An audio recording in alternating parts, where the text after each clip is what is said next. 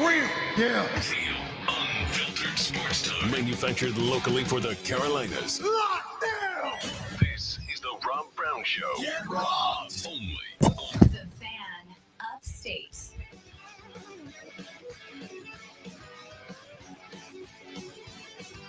Oh, we are so back, baby. Welcome in, ladies and gentlemen.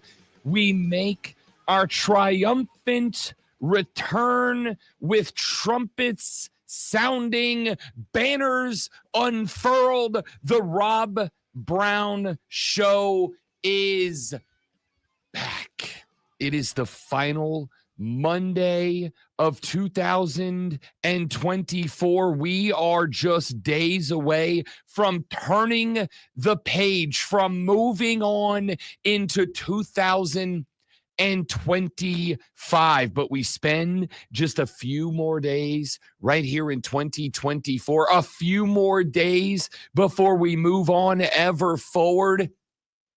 Good to be back. Had a nice little Christmas vacation, not that any of you asked, but if you did, I would tell you it was spectacular. My dudes and dudettes, we had a wonderful time, spent some time with La Familia, which was fantastic, had a lovely time with some friends and family from different parts of the country. Everything went exceptionally well, but it's good to be back. It's good to be back in the saddle one more time. Again, it's good to be back because we have got 1.5 billion things that we need to talk about today. And we will as we get all caught up. The great one, Lonzo, out today because he, as the very special boy that he is, gets 19 weeks of vacation a year. And he's using his last week of 2024 vacation today. So what do you get? You get Rob Brown. You get my guy Ben sitting in with us today. How you doing, big fella? How's life in the fast lane? How was your vacation? Life in the fast lane. It's great. I'm glad to hear it, man. I'm glad to hear it. I'm glad to have you with us. I'm glad to hear all of you or have all of you wonderful people with us today as we are set to just kick butt, take names throughout the course of the day. It is going to be a good one because we have got obviously a metric buttload of college football that we have got to talk about. Our college football playoffs. I have not been with you since round 1 of the college football playoffs concluded, and you had better bet your sweet patootie that I've got thoughts, that I've got things to get to talk about today. That's coming down the pipe. We got to get to the National Football League. Why? Because there is drama down the stretch. There's also a lot of real bad football taking place in the NFL right now. But, you know, this is one of those things. I had this conversation on Bet for the Cycle on Saturday when I said, look, I don't know what you expect. Of course, there's going to be a lot of bad football. A lot of teams have shut it down because what has Rob Brown told you for many, many moons as the host of this and other shows around these great continental United States? What I have told you is this: players will not tank because players are playing for their livelihood. Coaches will not tank because coaches are coaching for their livelihood. But general managers will tank. Owners will tank. People in charge of football teams will tank. And they will tank because it's better for the team if you do. You don't have to like it. You do have to recognize that it is a true thing. It does not matter how you feel about it.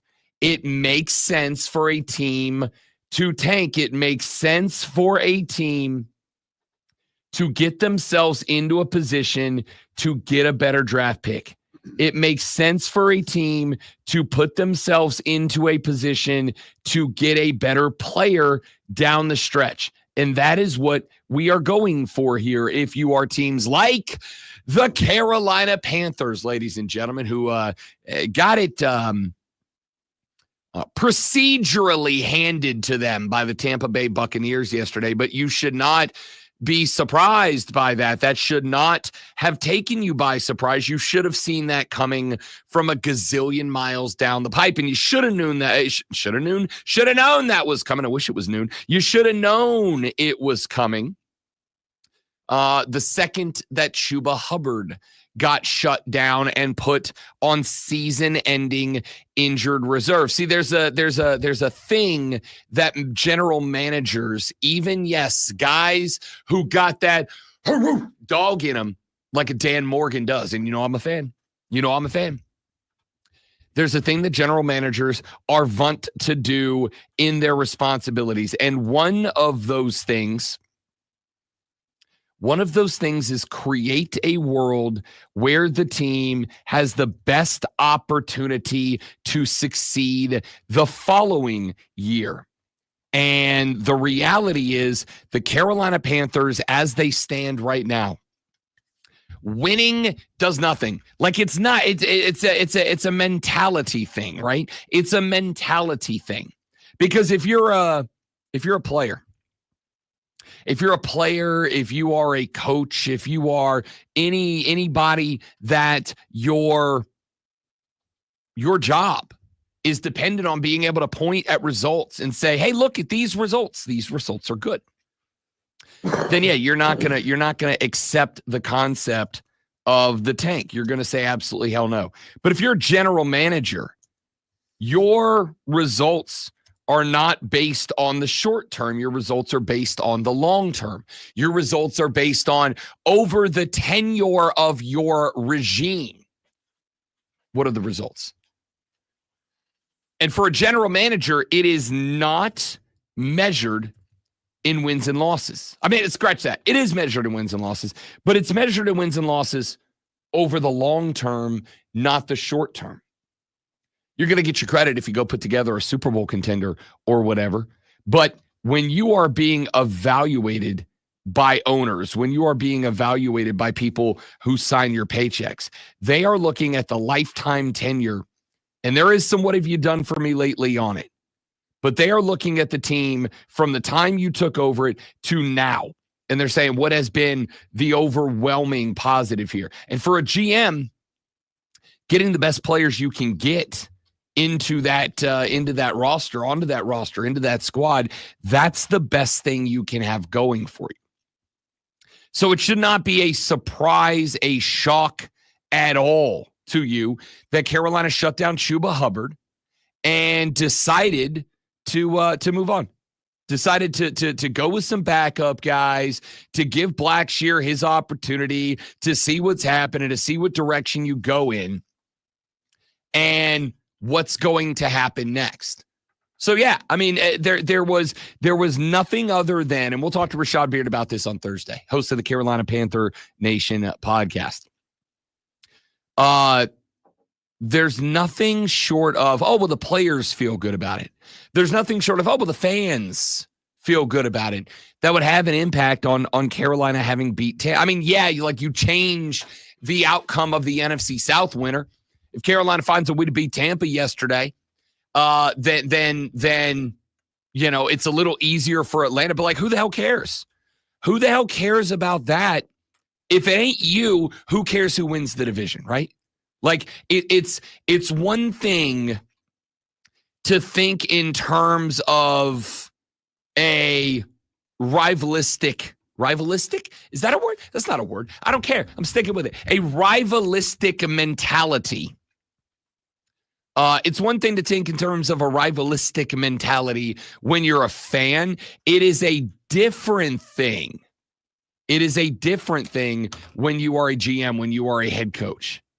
And I think Carolina was just setting themselves up for a better draft pick to find out who some of the guys are, to find out where the depth comes from or is going to come from next year. Where is the depth coming from next year? Who are the guys that are going to fill in next year? Who are the guys that are going to be the guys next year if the guy can't go? That was the mentality yesterday. So we'll talk some NFL football later on in the show. We had 4 blowouts in round 1 of the college football playoffs. And I have to tell you, there was something for me after games 1, 2, and 3 with all the lower seeds, not just losing those games, but getting absolutely demolished in those games. There was something almost poetic. There was something almost poetic to see the Tennessee Volunteers get absolutely shellacked by the Ohio State Buckeyes. Now, I'm going to tell you, I got everything wrong about the round 1 games. But you know what? I don't feel bad about it because most everybody did. Most everybody got it wrong. Most everybody got it wrong. Not everybody. Some of you guys called for a couple of blowouts here and there. But we thought they were going to be, at least I thought, they were going to be competitive games. I had Tennessee with an outright upset on the road at Ohio State. They got shellacked. I had SMU falling to Penn State, but like in a good game, they got shellacked. I had Indiana falling to Notre Dame in a good game, but they got shellacked. I mean, everybody got shellacked in round number 1. And I want you to know it does not change anything about how I feel about the playoff selection committee, about the teams that we're in. I still, to this day, despite the shellackings that took place, I feel like the playoff selection committee did a good job. I feel like we had the right 12 teams in. I understand that overall, I thought that we had a good bracket set up.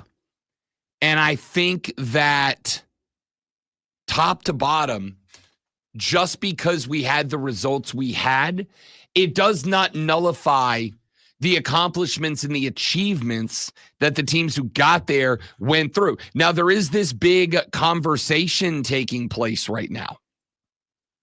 There is this big conversation taking place right now around Kirk Herbstreit, and we are going to get into that a little bit later on in the show because there was a big conversation that took place with Kirk Herbstreit regarding Indiana getting in, whether or not Indiana deserved to get in, regarding SMU and whether or not they deserve to get in or not. And it kind of made me laugh because after the Indiana game and after the SMU game, Herbie was on there on the post-game show talking about how, some of these teams didn't deserve to get in. Well, we went with the most deserving teams, not the best teams. And I know that this is going to put me a little bit at odds with many of you South Carolina fans. Because many of you South Carolina fans believe South Carolina should have gotten in as one of the 12 best teams. And Kirk was out there talking about how, Indiana got outclassed and they got destroyed and they shouldn't have not been out on that field. And he said the same thing about SMU. And he said that over and over and over. He said that over and over and over until the point that Tennessee got bagged up. And then once Tennessee got bagged up, then all of the sudden, after Tennessee got bagged up, no longer was it, it was outclassed and it was demoralizing. And all of a sudden it was, there was grittiness and toughness out there by the Tennessee Volunteers. There was grittiness and there was toughness and it was impressive and it was this and it was that and the other and it was all these different things. And I said on Saturday show, I'm like, doesn't this kind of feel like Kirk? And I've said it before and I'll say it again. Kirk Herbstreit's a good dude. I like him a lot. I've met him multiple times. He's a phenomenal human being. I'm not taking that away from him. But I think it is important to point out. That Kirk Herbstreit is getting paid a lot of money from ESPN. He's getting paid a lot of money from the network that props up the SEC. It was just, I'll just simply say, it was amusing to me that when it was SMU and when it was Indiana, when it was other teams, it was, oh, this is, it's bad and we're not doing it the right way. And yet, when it was Tennessee that got their asses whipped, all of a sudden it was, well, these things just happen. So we're going to address some of the comments that have been made over the past couple of hours, days, last week and a half since round one, and address those. And we'll start breaking down round number 2 of the college football playoffs, because we are, ladies and dudettes, about 48 hours away from getting those games underway. So we're going to get to that coming up here in just a few minutes from right now, because there is plenty to break down, as round 2, I think, is where our college football competition is going to get heated up. We're going to talk some NBA later in the show, and coming up at 9:40, well, at 8:40, we got John Blau of the Post and Courier going to join us to talk a little Clemson ball. We will talk to him about exactly what happened with the Clemson Tigers first round game. They got shellacked. Speaking of shellacking, they got shellacked by the Texas Longhorns. We will talk to John Blau about what went wrong for Clemson and where Clemson football is set up for the 2025 season. And coming up at 9:40 a.m., we are going to be joined by All Elite Wrestling's Dax Harwood. Dax going to join us in the show at 8:40. He'll be live on the stream with us today. The stream, by the way, up and running, facebook.com/TheFanUpstate, The Fan Upstate on YouTube, The Rob Brown Show on Facebook, YouTube, and on Twitch. We want you to join us there. We're going to get into a little pro wrestling coming up later with Dax Harwood of All Elite Wrestling at 8:40. John Blau of the Post and Courier at 8:40. Dax at 9:40, pardon me. We will talk about all of that and more as the show rolls on. But we are going to talk some college football in hour number 1. I want you in touch with the program. We haven't gotten in touch with you guys in a couple of weeks because your boy's been off on vacation, and I'd be lying to tell you I wasn't enjoying the heck out of it, because I absolutely was. But I'm glad to be back. I'm glad to be in the saddle with you one more time again. I want you as part of the show. 844-FANFONE, 844-326-3663. That is the number to be a part of the radio program on the show. You can text us 71307, 71307. Start your text with FAN, F-A-N, FAN, F-A-N, and we will read them on the show. You can hit me up on Twitter at The Rob Brown Show, at The Rob Brown Show. You can get at me on the email, rob.brown@thefanupstate.com, rob.brown@thefanupstate.com. But we want you on the phone lines. The Renewal by Anderson of the Carolinas fan phone, 844-326-3663. Let's run out to a break. When we come back here in just a minute from right now, we will get into college football playoffs round 1. I know you've had plenty of time to digest those games. We'll talk about them a little bit, the X's and O's, more importantly, the impact that they will have, if any, on the future of the college football playoffs. I got that coming up for you. We'll set up your round 2 games. Second half of the show, we'll spend some time doing some NFL. We'll get some NBA in here as well. It's going to be a busy day. We've been gone like a week, y'all. We got plenty to catch up on. My man Ben in for Lonzo. I am Rob Brown. We're back after this on The Rob Brown Show. We're back after this on the Fan Upstate. Hey, football fans, join me, Pat Boyle, for Gridiron Game Day. The biggest plays and latest news as it happens every Sunday afternoon. Gridiron Game Day on the Fan Upstate. The Fan Upstate. All right, make sure it's on your radio at 97.7 FM, 1330 AM, Greenville, 97.1 FM, 950 AM, Spartanburg. Listen on your phone. Download the Odyssey app and search. Okay. All right, good morning, y'all that have joined us on the stream. Glad to have you. First and foremost, is our audio working well this morning? We think we have it set up right, but I'm dumb and I don't know. So what do you want? Let us know. I got to step out for 45 seconds. We'll be right back. Please don't go anywhere.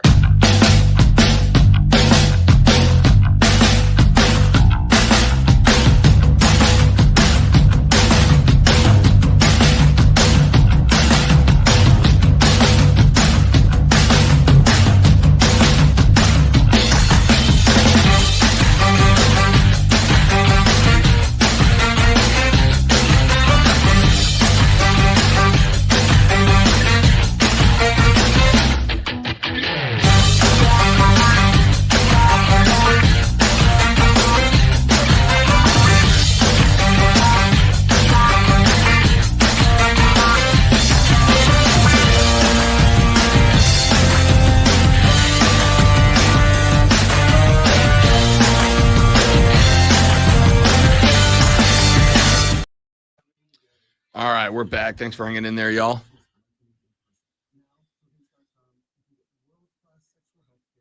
Beautiful. Sounds working good, it looks like. Great. All right, who's that creep into the background? I see a couple of you guys have joined the show already. Holler at me. Let me know who you are, where you're listening from. Glad to have you all. Glad to have you as part of the show. Of course, as always. As we get back into the swing of things, man.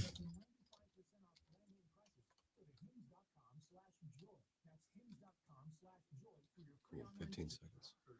That was quick.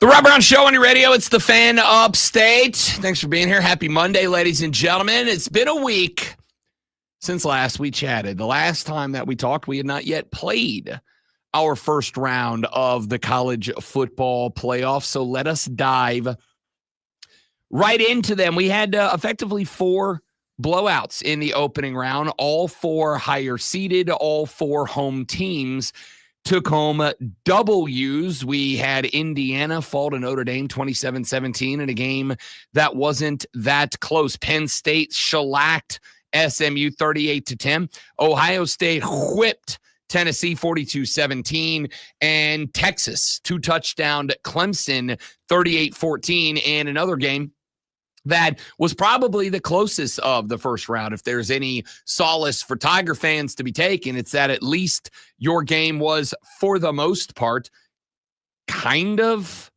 a game. Like kind of a game your game was. So that's good news for you. Look, this is what I hammered on Bet for the Cycle on Saturday. This is what I hammered on BetMGM tonight last week when I was on. This is what I have hammered. This is what I will continue to hammer moving forward. What happened in those games is, in my ever so humble opinion, not a reflection on a bad way to handle the college football playoffs. That's not, in my ever so humble opinion, that was not a indication, a reflection on the college football playoff selection committee. It was not a reflection on the process being bad. Like, yeah, man, it was a rough one. It was a rough go. But this is why teams bust it so hard to try and get the home game, right? This is why teams will be fighting for the higher seed. This is why teams will be fighting to be at home, because it should work out that way. It should work out that the home teams win more often than they don't. And on top of that, with the exception of the 8-9 game where you have a couple of, you hope, relatively evenly matched teams, you're going to have a couple of teams that are very good taking on a couple of teams that probably aren't as good. I asked this question of every host I have shared the airwaves with over the past couple of weeks. Can you name me a year? Any year. Can you name me a year where you genuinely felt like the 7th best team in the final rankings, like the 7th best team in the final rankings were a legitimate, genuine national championship threat? Can you name me a point in time where you genuinely believe that the 7th best team could have defeated the team that went on to win the national championship? Because I got to tell you, I don't think I can.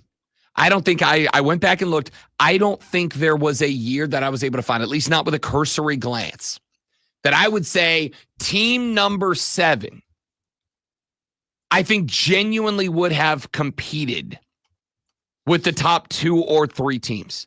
That's just college football. Now, if you do it the right way, what you're hoping for is that the playoffs are structured in a way where you're going to get the best teams competing and the best team to win a title. But like realistically, and I mean this, I will even ask, I will put myself at risk here. Genuine question. South Carolina fans, how many of you genuinely feel like after what you saw this weekend, you would compete with, I don't know, Ohio State in their house or at a neutral site? I mean, I think it might be a game, but Ohio State's a 7-point favorite in that game. 7.5, 8-point favorite in that game. That's not to say you wouldn't win. That's why we play the game. But we are also talking about the ability to do that for a handful of games. And we are on top of that. And this is where the real crux of the conversation comes in. And we're going to address the comments of Kirk Herbstreit later, because my dude has been taking some fire over the past couple of days. In fact, you know what I'm going to do? I'm going to go ahead and just jump right into this. I'm going to go ahead and jump right into what Herbie had to say, because I think it's the best way to frame this conversation. Let's start with what Herbstreit said on ESPN in the wake of round 1. That I hope next year the committee won't get caught up in what the social media and a lot of people who are fringe fans get caught up in, which is wins. They had 11 wins. They must be good. Who did they beat? I think is much more important than how many wins you have. That's old school way of approaching it. Indiana having 11 wins and beating nobody, that doesn't mean they're one of the 12 best teams. Remember, I know, Linda, I'm not taking this out on you, but there's a big difference between deserving and best. Yeah. What this is all about is giving us the best 12 teams. Now, it's subjective. How you want to figure out the best 12 is up to you. But that's what I want to see. I don't want to hear about wins. How many wins? Winning's obviously important, but just because you have 11 wins doesn't mean you're better than a team that maybe had a tougher road that had 9 wins. So I think we get too caught up in how many wins you have. It's really more about who are the best 12 teams, and we need to get the best 12 teams in this tournament every year. So I will say this. There is one thing in that comment that Kirk Herbstreit said that I think needs to be addressed. And that one thing is the concept of the best versus the most deserving. That is the argument. Everything that we have discussed so far comes down to the concept of the best versus the most deserving. And let me tell you where I've kind of landed on that part of the discussion. Because again, I think that it is the part of the discussion that causes the most, I don't know, it causes the most debate. I don't think that best and most deserving necessarily need to be separated. I think that most deserving has an implication. And if I'm wrong on any of this, or if you disagree with any of this, the phone line's open at 844-FANFONE. That's 844-326-3663. Most deserving to me is about results. Most deserving is about wins and losses, who you beat, who you lost to, how you beat them, how you lost to them, when you beat them, when you lost to them, where you beat them, where you lost to them. Best comes down to eye test, I think. In the mindset, in the eyes of those who are trying to distinguish those as two different things. I look at them as able to be meshed together. I think that when we say best, We should expand that phrase. It should be best of the full season. When we say most deserving, it should be most deserving based on what they accomplished in the season. And again, Kirk said at the end of that take, he said, look, how you determine best. He said we should go with best, but how you determine best is subjective. That's what I've been yelling about for a very long time now, not just in the 12-team format. I was making that argument in the 4-team playoffs. How do you arrive at whatever metric you use, best, most deserving, or like me, a combination of both? The reality is this entire discussion is subjective. I don't care if you use the phrase 12 best teams. I don't care if you use the phrase 12 most deserving teams. How you arrive at your 12 is a very subjective measure. And I feel like I'm whipping a dead horse at this point, but I don't care because I'm right about it. Until you come up with an objective way to determine who's in and who's out. This is why when we're having this conversation, starts to say, well, the NFL, I don't want to talk about the NFL. And I don't want to talk about the NFL for one reason and one reason alone, because the NFL has an objective way of determining who's in and who is out. You have your 4 divisional winners. The divisional winner with the best record gets a first-round bye and home field through the playoffs. That's your reward. Then you have the next 3 divisional winners. Those 3 divisional winners host a home game. The next 2 divisional winners next 3, you know what I'm saying here. It's an objective metric. The best team gets a bye, and then you have 6 teams below them in the conference. The top 3 teams host a home game. The bottom 3 teams go on a road. If you are the best team in your division, you get an automatic playoff bid. If you are not the best team in your division, but you are one of the best best 7 teams in your conference, then you get a shot. Now, you may have to go on the road. Hell, you may have to go on the road through the entire playoff run no matter what happens. But you get a shot. It is objective how they get in. There is a way for college football to become objective. There is a way for college football to have an objective process to determine who gets in, but that objective process would get rid of a lot of the norms and the traditions of college football. And most importantly, it would get away from a lot of the money-making opportunities for the schools and the conferences. And you've seen how hard these schools and these conferences are fighting for their lives. And so if they are fighting for their lives, they are not going to be happy to engage in a world. They are not going to be happy to engage in a world where, even if we come up with an objective way to get teams into the playoffs, they're not going to be able to get to a spot where the conference and the schools are on board with that. So we have to deal in the world of subjectivity. Wesley just popped in the chat. Good morning, Wesley. Hope you had a spectacular Christmas vacation. Welcome back to the stream, bud. The stream is open. Facebook.com/TheFanUpstate, The Fan Upstate on YouTube, or The Rob Brown Show on Facebook, on YouTube, or on Twitch. Join us. We are live all 4 hours, all 5 days of the week, unless we're not here. And then we're not, obviously. He said, would you say Indiana is in the best or most deserving 12 teams? Wesley, the answer to me is yes. The answer to me is yes. And here's why. They had on their schedule at the beginning of the year, they had Michigan, the reigning, defending, undisputed 2023-24 college football playoff national champions. Indiana can't do a damn thing about the fact that Michigan had the drop-off that they had.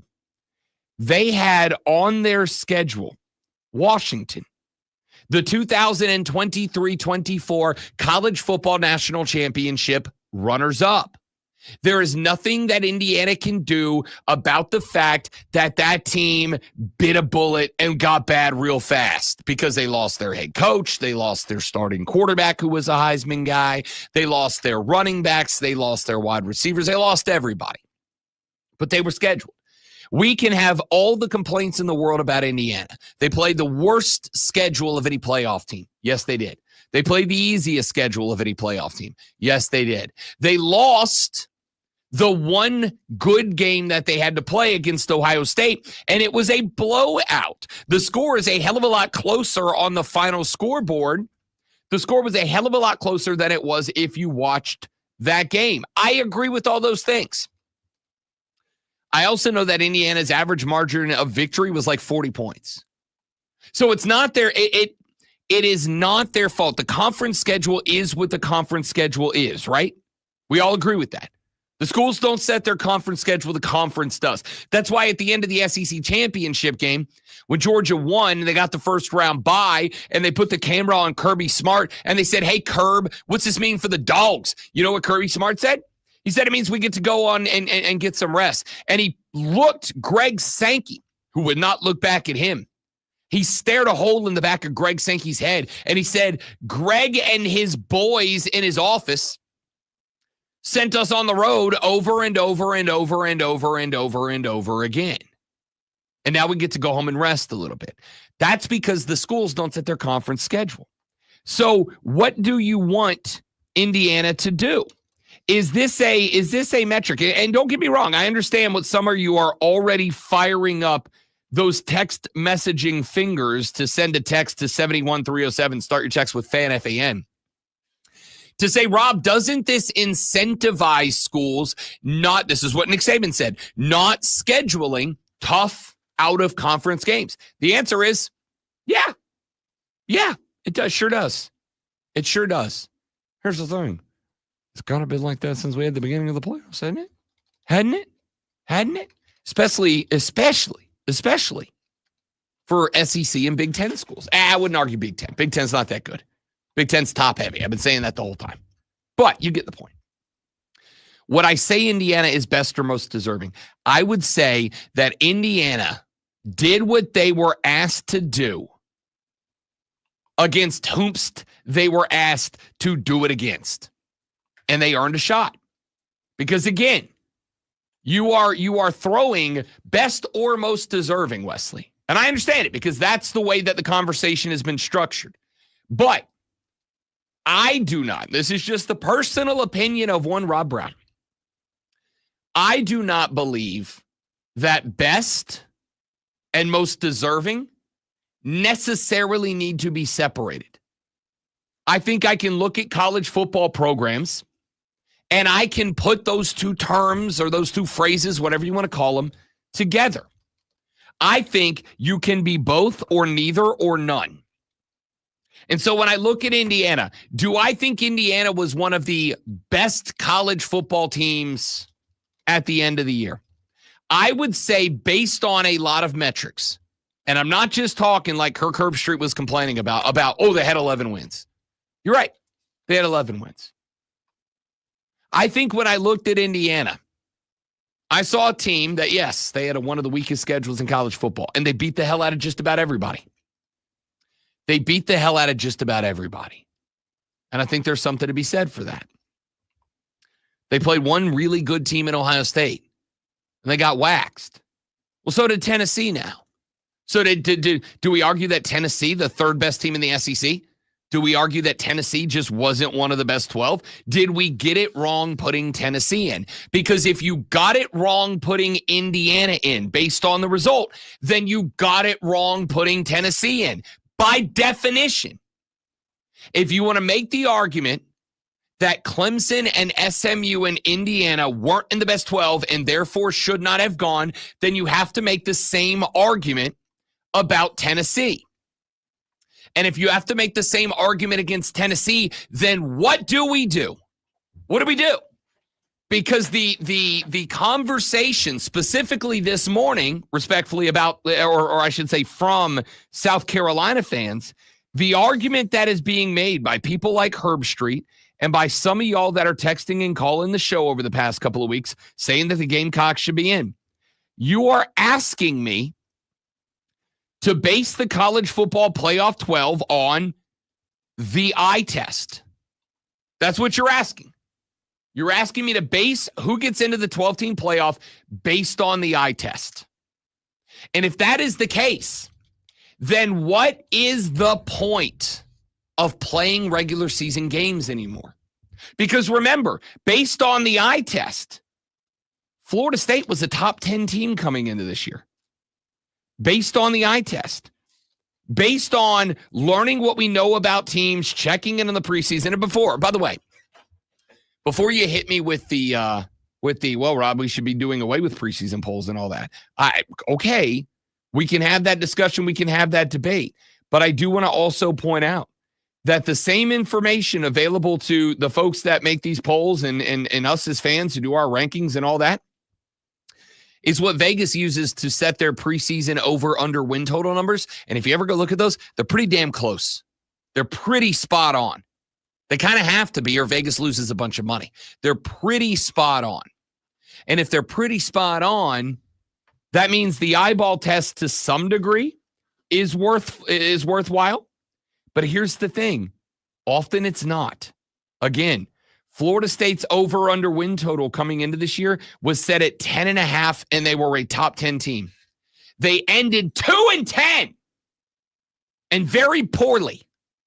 So maybe the eye test is an important part of the conversation, but not the only one.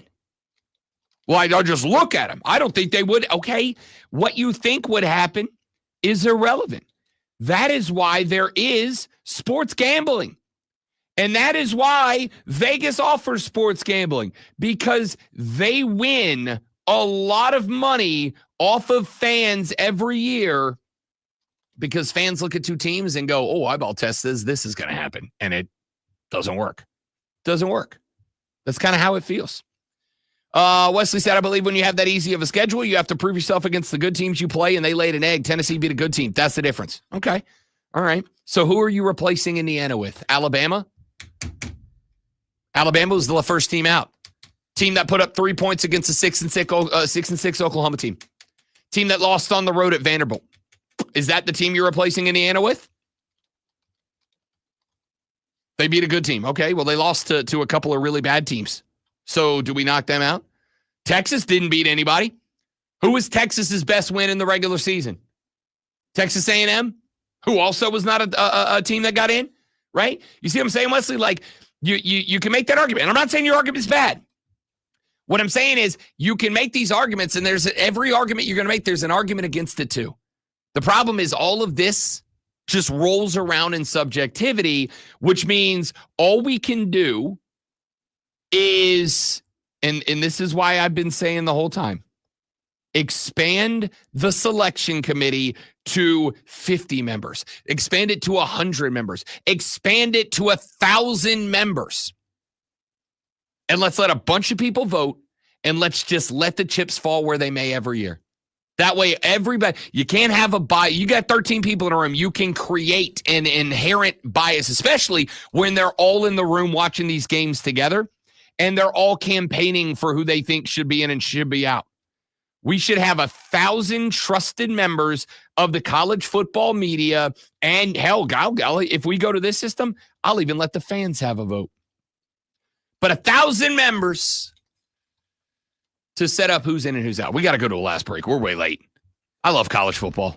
This is fun. We're going to keep this conversation going. Wesley, I'll keep coming back to that here in just a minute. The rest of you guys join us on the live stream, facebook.com/TheFanUpstate. The Fan Upstate on YouTube. The Fan Upstate is available on both of those platforms. The Rob Brown Show available on Facebook, YouTube, and Twitch. We'll keep this conversation going. I want your thoughts. After round number 1, do you think the playoffs are flawed? Or like me, do you think the 12 test teams went in, but just the 4 better teams that played this weekend ended up winning? Because that's kind of what it looks like to me. Back after this on the Rob Brown Show in the Fan Upstate.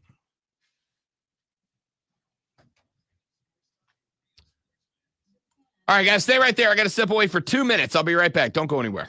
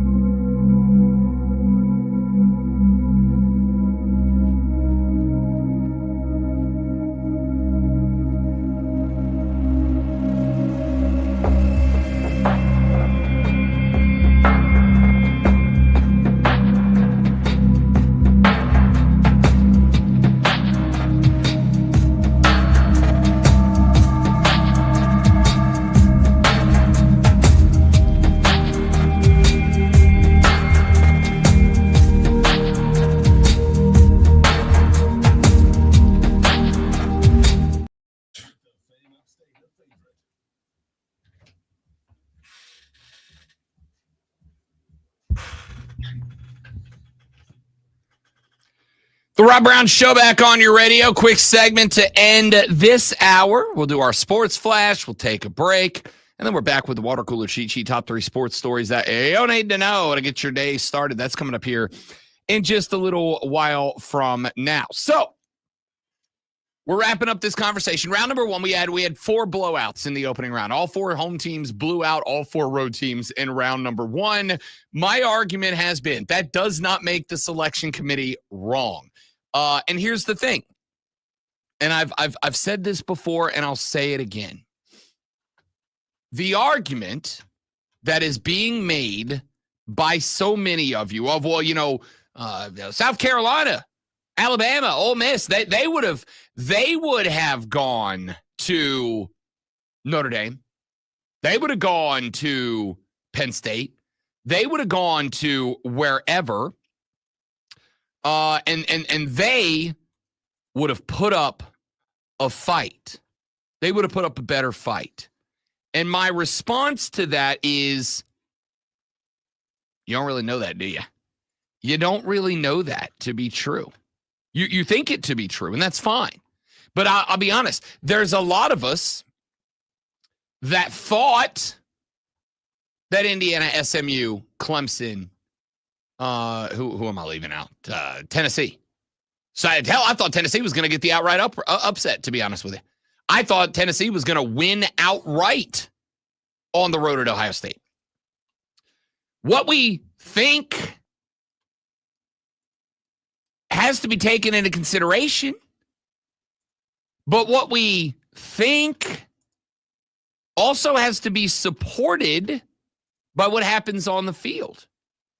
And I don't think you can just eliminate results. I think it has to be taken into different spots, right?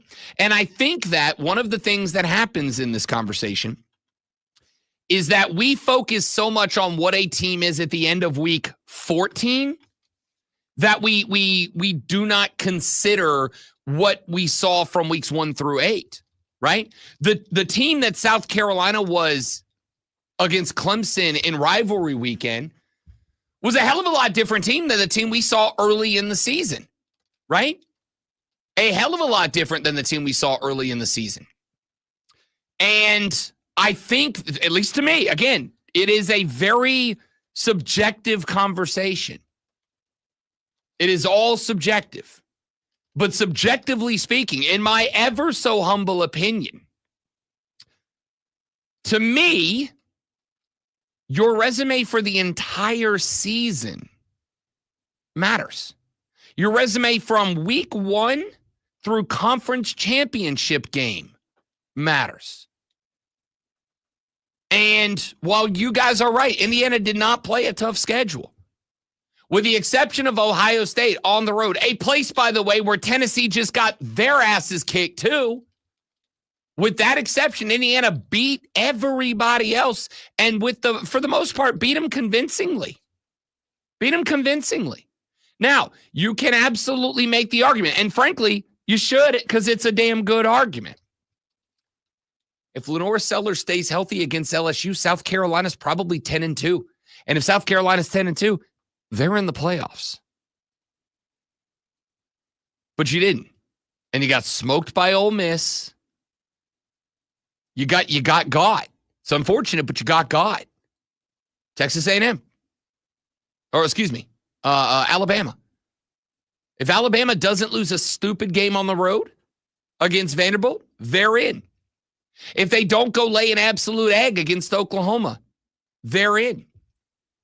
And here's the thing. Before you go, well, it's one game, Rob, you're holding what? I'm not holding one game. I'm holding 3 games against you. Here's the other thing I'd be confident in saying. Had Indiana lost one more game, and it would have been a stupid loss, but had they lost one more game, I'd have knocked them out with 2 losses. Honestly.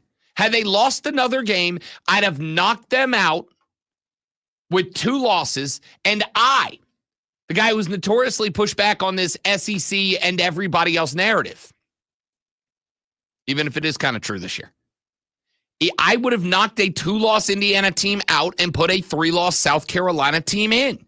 But they didn't. And the resume is the resume from the year. Not from the last few weeks when a team has reached its final form. Wesley says, I get your point for sure, but that's why I think the best and deserving are different. 9 out of 10 people would say Alabama and South Carolina are better than Indiana. Wouldn't you agree? Yeah, probably, Wesley. Probably. But see, here's the other part of the conversation, and this is the part that I think needs to get more time. Here's the part I think needs to get more time. With all the benefits that you get from being in the SEC, more money, more resources, more dollar bills, which leads to better facilities, etc. There comes a step up in competition too. And that's on you. That's on you. It's harder to win. I don't disagree. But you also have resources that make it easier to run a football team. Right? Like teams in other conferences don't get what you get at Alabama, don't get what you get at South Carolina in terms of SEC money. It's look, I like to bring everything back to me because I'm an egotistical butthead. I work in a very, very cutthroat industry. Anybody in my job will tell you it's cutthroat. People will stab you in the back, smile in your face one day and stab you in the back the next. I've had it happen to me many times. Okay? I do my best not to play in the politics. That's why it's taken me 17 years to finally make it to a market that I love and that treats me well. Because I don't stab in the back. But most people I work with will. Not here, in general, in the industry. The point here, though, is when you get to a market that has a big-time job for you, the competition level goes through the roof, right? I fight for my life here on a daily basis in Greenville, South Carolina. And it's not to say I have any concern about my boss coming down here and pink slipping me one day. What I'm saying is I know there's a lot of people who want my job and come at me every day. And if I ever slip, then I could get pink slipped. So I grind every day. That's why I work 19 jobs. That's why I try to get out there as much as I can. I have, however, resources to do the job here that a guy sitting at his house doing a podcast trying to take my job doesn't have. So the job's harder, and there's more responsibilities and more is expected of me to turn in a great show every day, but I also have more resources to do that than the guy doing the pod. He's got to turn in a good quality product to take my job with less resources and access than I have to do it. South Carolina and Alabama, yeah, it's tougher. You got a tougher run of it in the SEC, but you also have easier resources to get there and get it done. Yeah, I would say Alabama are indeed better than Indiana. But did they do more over the course of 12 regular season games to earn that? And this is where the fight is. Colt checks in on the stream, says eye test means how are they playing at the end of the season, not what they were ranked at the beginning of the season. Listen, if you want to do away with preseason rankings, Colt, to make that irrelevant, I'm good with that. Honestly, it's never going to happen. Because the networks love to be able to say, week 1, number 2, Ohio State takes on number 7, India. Like, you know what I mean? Like, it's a sales pitch for sure. I'm good with getting rid of those preseason rankings. But until we do, this is kind of is what it is. But I am going to push back on how are they playing at the end of the season. To me, what you do at the beginning of the season matters too. How you play in weeks 1 through 4 through 8 through 12 through 14, it all matters to me. Your season-long resume, not just what you are at the end of the year. All right, we'll bring this back up later in the show. We got plenty more we need to get to. I got your water cooler cheat sheet, top 3 sports stories you need to know when we come back here in just a minute from right now. And then let's keep this conversation rolling. Why not? Let's get into the games themselves as well. All that coming up on the Rob Brown Show. All that coming up on the Fan Upstate.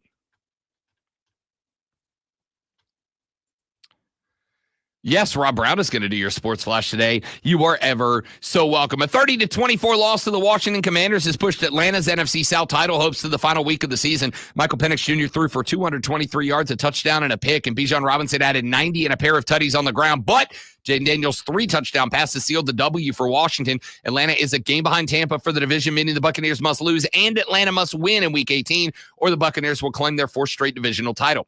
The Carolina Panthers deactivated a handful of players for the week, a few more for the season, including running back Chuba Hubbard, hours before a 48-14 loss to the Buccaneers. Bryce Young threw for 203 yards and a pair of touchdowns, but with only backups available, the Panthers rushed for only 39 yards on the ground.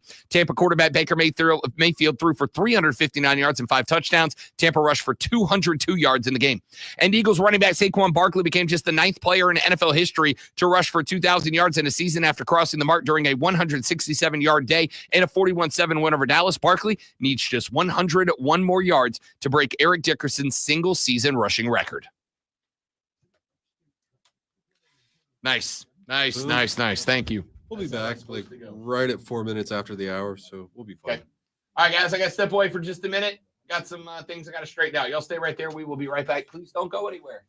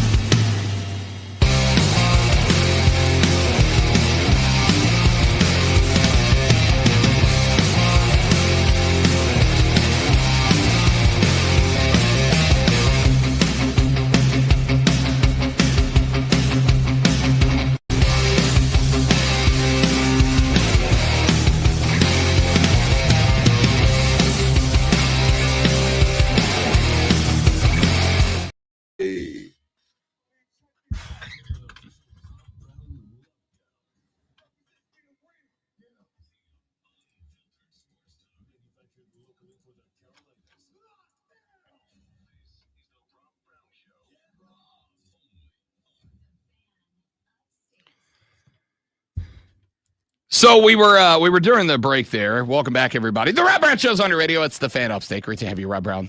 My man Ben filling in for the great Malonzo. We were in the break there, and Ben said, "So what'd you get the lady for Christmas?" And I told Ben, I said, I got to tell you, I'm pretty happy with my gift. I think I have exceptional taste in gift giving to the one who has earned my romantic affection for the remainder of our natural born days. What'd you get her, Rob? Oh, I'm going to tell you, buddy. I'm going to tell you. I said, hang on. I'll tell you during the tell you when we get on the air, because I think what I've done here is gonna make the ladies of the Rob Brown Show Armada go, Rob Brown is one smooth son of and the fellas out there are gonna be like, God bless this man. He understands. He's making the fellas of the upstate look bad. Here's what I did, Benjamin. She and I got married last year, officially, formally, and legally. She's trapped. She can't go anywhere. Congrats. So what we said was no big gifts this year. All right. We spent a lot of money because, we wanted to have a wedding, especially since we were doing it down in Florida and we were asking the people that we wanted to be there to drive a very long way to get there. We wanted to throw a wedding, and not even really a wedding. We wanted to throw a wedding reception that would be described by the kids as a banger. Oh, and it was a banger. My dear friend Chris left. He said, "Bang, my dude, wedding of the decade." I feel like we nailed it. All right, party was out of this world. So we spent a lot of good money throwing a one night, one time only party to celebrate. And we said, hey, when we get to Christmas this year, no big gifts for Christmas. We'll just do little stuff, right? We'll do little stuff. We'll do some, maybe like a shirt, maybe some candy, like little stuff. Keep it light for Christmas. Yeah, I thought it was. We both thought it was. We thought, yeah, that's good. Maybe keep it to a minimum. So I said, you know what? I'm going to honor my agreement with my wife. We're going to do it low key. We're going to do small gifts only, just little stuff, just stuff that says, I was thinking about you, but I was also thinking, we're broke, so let's not spend a bunch of money. And so I came up with the single most brilliant idea I may have ever come up with as a gift. Okay, this maybe even top that's Christmas 2 years ago before we got engaged. What I did for that year, Ben, just to kind of tell you the mindset of the Rob Brown gift giving experience.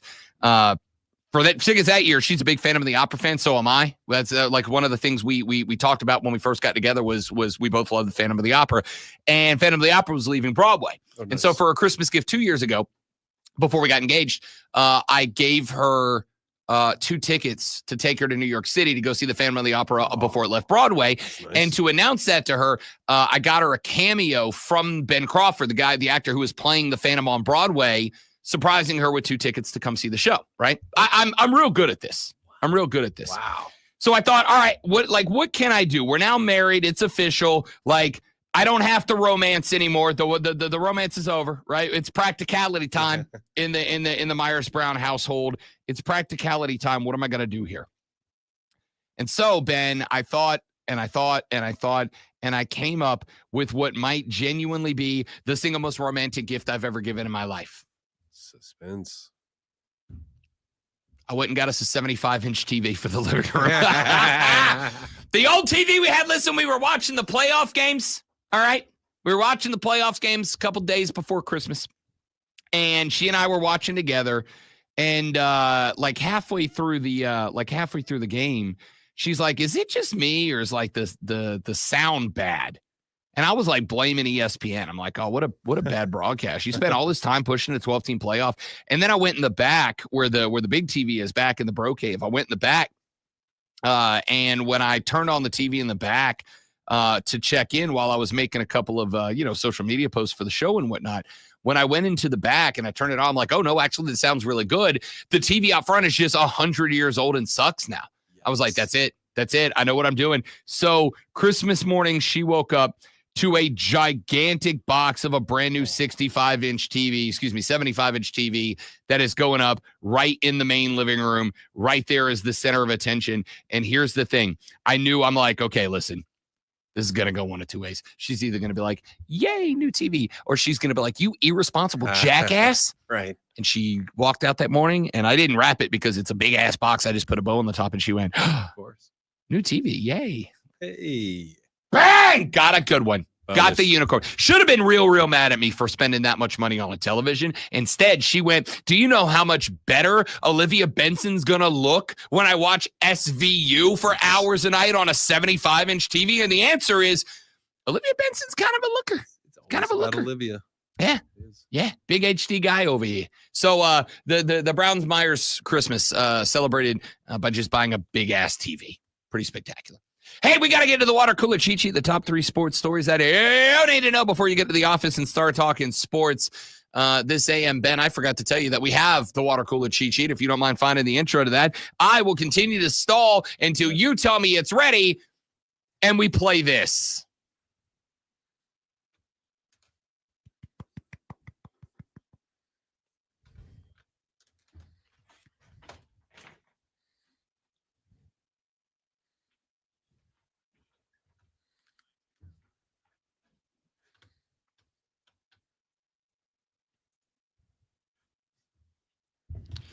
I don't know which one of you absolute lunatics that I work with. I just rolled up and it's like 45 degrees outside, but which one of you absolute freaking psychopaths had the heater on in the studio? Jesus. I am dying. That's my fault. I wore flannel, but let's be honest. This flannel looks incredible. The heater should not be. Okay. Water cooler cheat sheet, top 3 sports stories out here you need to know before you get to the office and start talking sports. This lovely Monday morning. Let's get into it. And I'm going to go ahead and tell you right now, it is an NFL heavy water cooler cheat sheet. We start yesterday. It was a reality check of a game for the Carolina Panthers. 48-14 is your final. The Buccaneers down their NFC South comrades, the Carolina Panthers. Baker Mayfield, 359 yards and 5, count them, 1, 2, 3, 4, 5 touchdowns through the air. Tampa Bay also amassed 202 total rushing yards on the day. $113 of that came from Buck E. Irving. Bryce Young, not a bad day. Now, you're going to listen to this number and you're going to go, wait a minute, Rob, that sounds pretty average to me. And you wouldn't be wrong. You wouldn't be wrong, but hang on. 15 of 28, 203 yards, 2 touchdowns, including an absolute dot to Adam Thielen. My man was balling yesterday. And you go, wait a minute, Rob Brown, 15 of 28 for 203 and 2 touchdowns. It's a good day, but it ain't a great day. Why, oh me, oh my, are you sending up the smoke like this was a masterclass performance from Bryce Young? I'll tell you why, ladies and gentlemen, because Bryce Young was pressured on 68.3% of his dropbacks. That's almost 69 percent of the time that that means for every 3 times that Bryce Young dropped to throw a pass, 2 of those times he had a dude in his face. It was the highest single game pressure rate that any quarterback has faced in any game this season. Over 2 out of every 3 times Bryce Young dropped back to pass, Bryce Young had a Buccaneer up in his grill. And yet he still went for 203, 2 tutties, and no picks in the game. I'll tell you what the problem was.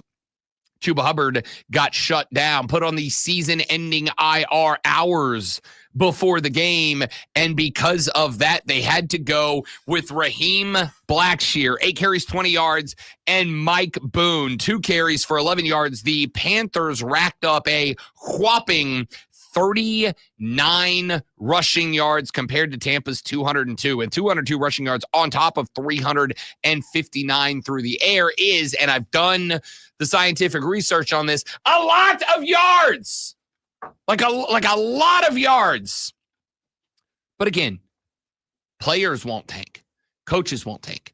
General managers and franchises will. And I believe that was a game where the Panther administration said, we've seen enough. We know what we got. We know what we're working with. Let's turn the page, like Bob Seger and then Metallica later said, here I am, turn the page. Yeah.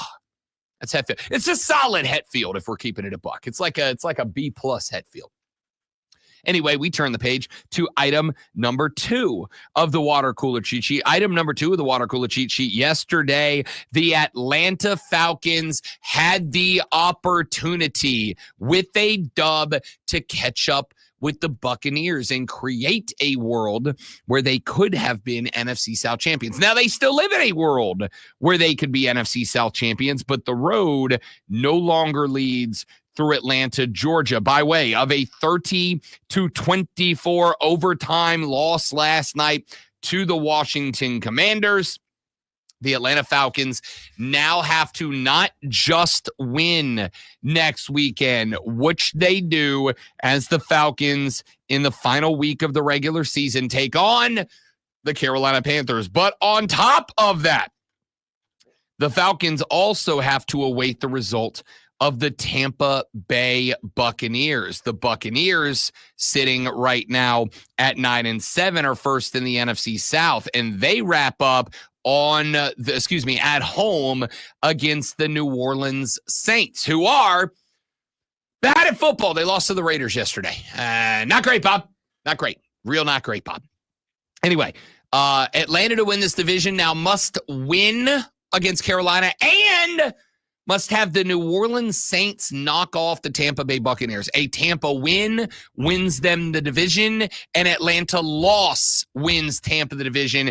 A Tampa loss and Atlanta win is the only combination of results that could see the Atlanta Falcons steal the division back from the Tampa Bay Buccaneers. Otherwise, Tampa will claim their 4th consecutive NFC South division title. Michael Penix Jr., 19 of 35, 223 yards, a tutty, and a pick, but it was Jaden Daniels, a stud, 227 yards on the ground, 3 touchdowns, 1 interception. And if that wasn't enough for you, he also ran 16 times for, and this is not a typo, 127 rushing yards. Just like Robbie B told you, the dude is a dude. He's going to be your NFL Rookie of the Year. I tried to let you know. Finally, item number 3. Ordinarily, a Philadelphia running back isn't a guy that would get his own item on the water cooler cheat sheet, but Saquon Barkley is not ordinary, and this is not an ordinary story. Saquon Barkley, going into the final game of the regular season, needs 101 yards to eclipse Eric Dickerson's single season rushing record. Yesterday, Saquon put up a $167 in a 41-7 win over the Dallas Cowboys, and that brought him to within a century plus 1 that he needs to get by. Now, here's the interesting question. Do you risk it for the biscuit here? Do you risk Saquon Barkley when the Eagles are currently sitting in the NFC at 13-3, 1 game off the lead of the Minnesota Vikings for the number 1 seed? When they are currently, depending on the outcome tonight, either going to be tied with or a game back of the Detroit Lions for the best record in the NFC. The Eagles are absolutely alive for the opportunity to end up in the driver's seat of the NFC when it is all said and done. But do you risk Saquon?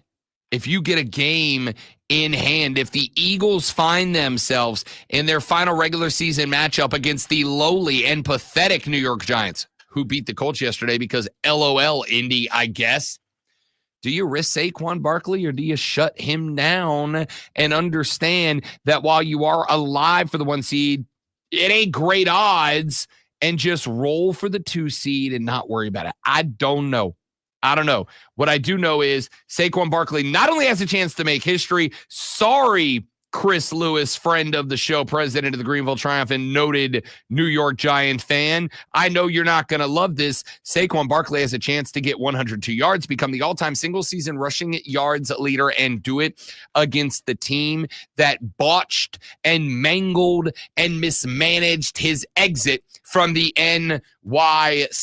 We will find out what they decide to do. All right, let's run to a break. Coming up in the show, in the next segment, we'll talk some more collegiate football. At 8:40 a.m., John Blau of the Post and Courier will join the show. We will talk a little Clemson football. What went wrong in the roadie against the Texas Longhorns? Did they just run into a better team, or are there some decisions that perhaps Dabo and the gang want back? We'll get into that at 8:40. Then at 9:40, to wrap up the show, we are going to be joined by All Elite Wrestling's Dax Harwood. Dax is a Carolinas fella, cut his teeth on the professional wrestling circuit around the Carolinas. He has been heavily invested in Hurricane Helene relief around the Carolinas. AEW has a New Year's Day show up in Asheville. One of the best tag team wrestlers on planet Earth, member of FTR, Dax Harwood, will join us at 9:40. All that coming up on the Rob Brown Show. All that coming up on the Fan Upstate.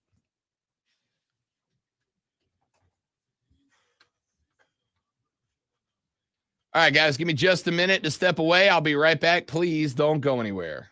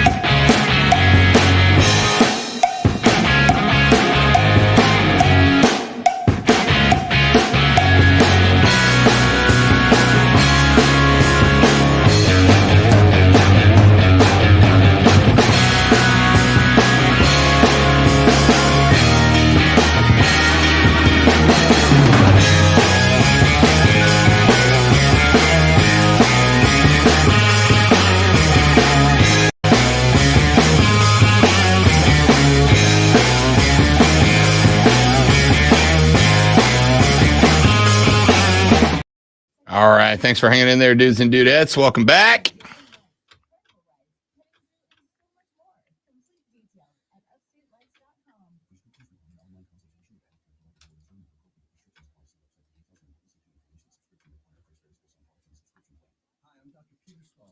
board-certified urologist and senior vice president of men's sexual health at HIMSS. In my 12 years of practice as a reproductive urologist, I've helped many guys with ED, and it has never been more convenient to treat than it is right now, thanks to HIMSS. It really wasn't easy before. You had to take time out of your day, come to a physical office, and see a specialist like me in person.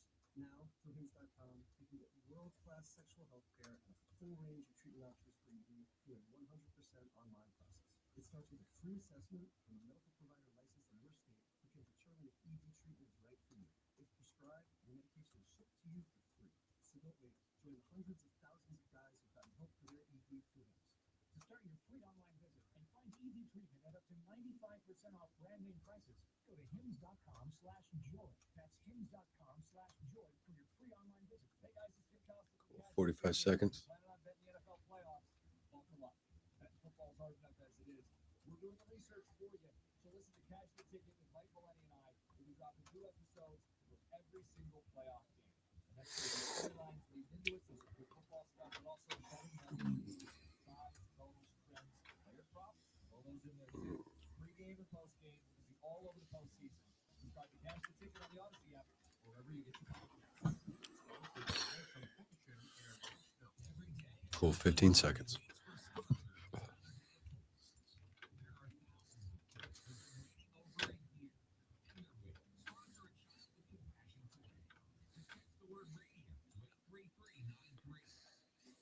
Rise and shine, sports fans. Grab your coffee and get a jolt of sports on the Rob Brown Show with Lonzo. Now, weekday morning, 6 to 10 on the Fan Upstate.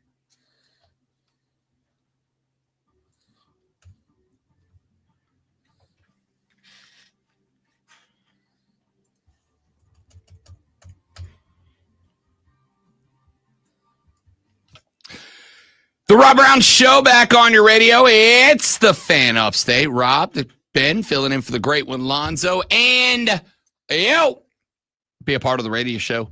844-326-3663, 844-FANFONE. You can text us at 71307. Start your text with FAN, F-A-N, FAN, F-A-N. We'll read them on the air. Looking for you guys on the text line. The text line has been disturbingly quiet this morning. Listen, this is a weird week because most of us don't want to do anything at all, right? Like it's still the holiday season. You don't want to do anything. I get it, all right?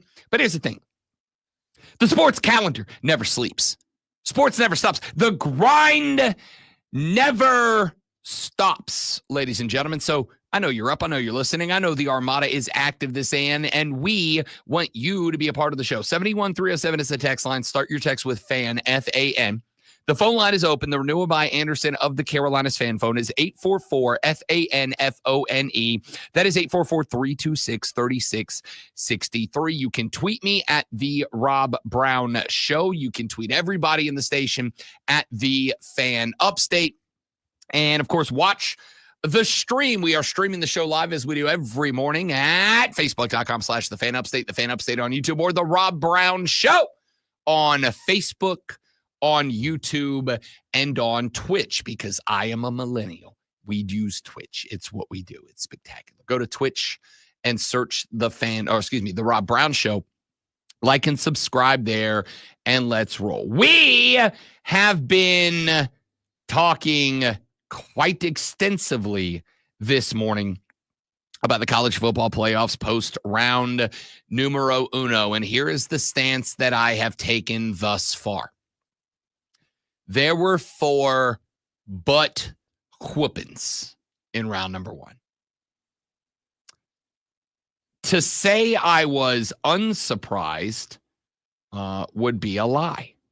I was quite surprised to, as the kids say, keep it a buck with you. I was quite surprised by that. What I am not surprised by is the reaction from fans. The reaction of, hey, look, we told you they got it wrong. And wrapped up in the middle of that whole conversation was Kirk Herbstreit. After the first round, Kirk had this to say. That I hope next year the committee won't get caught up in what the social media and a lot of people who are fringe fans get caught up in, which is wins. They had 11 wins. They must be good. Who did they beat? I think is much more important than how many wins you have. That's old school way of approaching it. Has not, Indiana having 11 wins and beating nobody. That doesn't mean they're one of the 12 best teams. Remember, I know, Linda, I'm not taking this out on you, but there's a big difference between deserving and best. Yeah.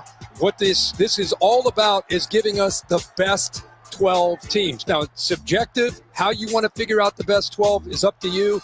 But that's what I want to see. I don't want to hear about wins. How many wins? Winning's obviously important, but just because you have 11 wins doesn't mean you're better than a team that maybe had a tougher road that had 9 wins. So I think we get too caught up in how many wins you have. It's really more about who are the best 12 teams, and we need to get the best 12 teams in this tournament every year. So the conversation has been around, in my opinion, and this is, I've been saying this to you. The conversation is just around the process. And the process, by definition, in the way that college football is structured in the year 2024, the process is inherently subjective. It just is. And there is a way to make it objective. This is why I have, for a hot minute, gone out of my way to say, there is no use in bringing into focus the NFL's playoff structure. I have seen a number of people say, the NFL. The NFL is not worth mentioning in this conversation. And it's not because, I have a gripe with the NFL. I do. We'll come to that later in the show, but that's not the point. The gripe is not, or the focus should not be on the NFL, because the NFL has something that college football doesn't, an objective way to structure their playoffs. We know what it is. The top 4 winners of the division in both conferences go, and then the top 3 teams that did not win a division get in as wild card teams. The last of the 4 division winners will host a game. The 3 division winners, the first place in the first division winner gets a bye. The next 3 division winners will host the 3 wild card teams. These are objective metrics to determine who gets in and who does not. College football does not, and in its current structure, cannot have an objective way to structure the playoffs. By definition, without changing the storyline, it cannot have an objective metric. Now, I will tell you that there are some folks who want to move in that direction. Here's CBS Sports Chip Patterson. I'd like to get rid of conference championship games. So you would just rank top 14, top 12, and just have them in? Mm-hmm. The thoughts behind this were, number one, we eliminate conference championship games, which, by the way, are a very new thing. And we let conferences have their own way to decide to declare their champion, just like it's done for more than 100 years of college football before the conference championship game era. Number two, just what Bud said. We back this thing up. New Year's Day should be college football's day.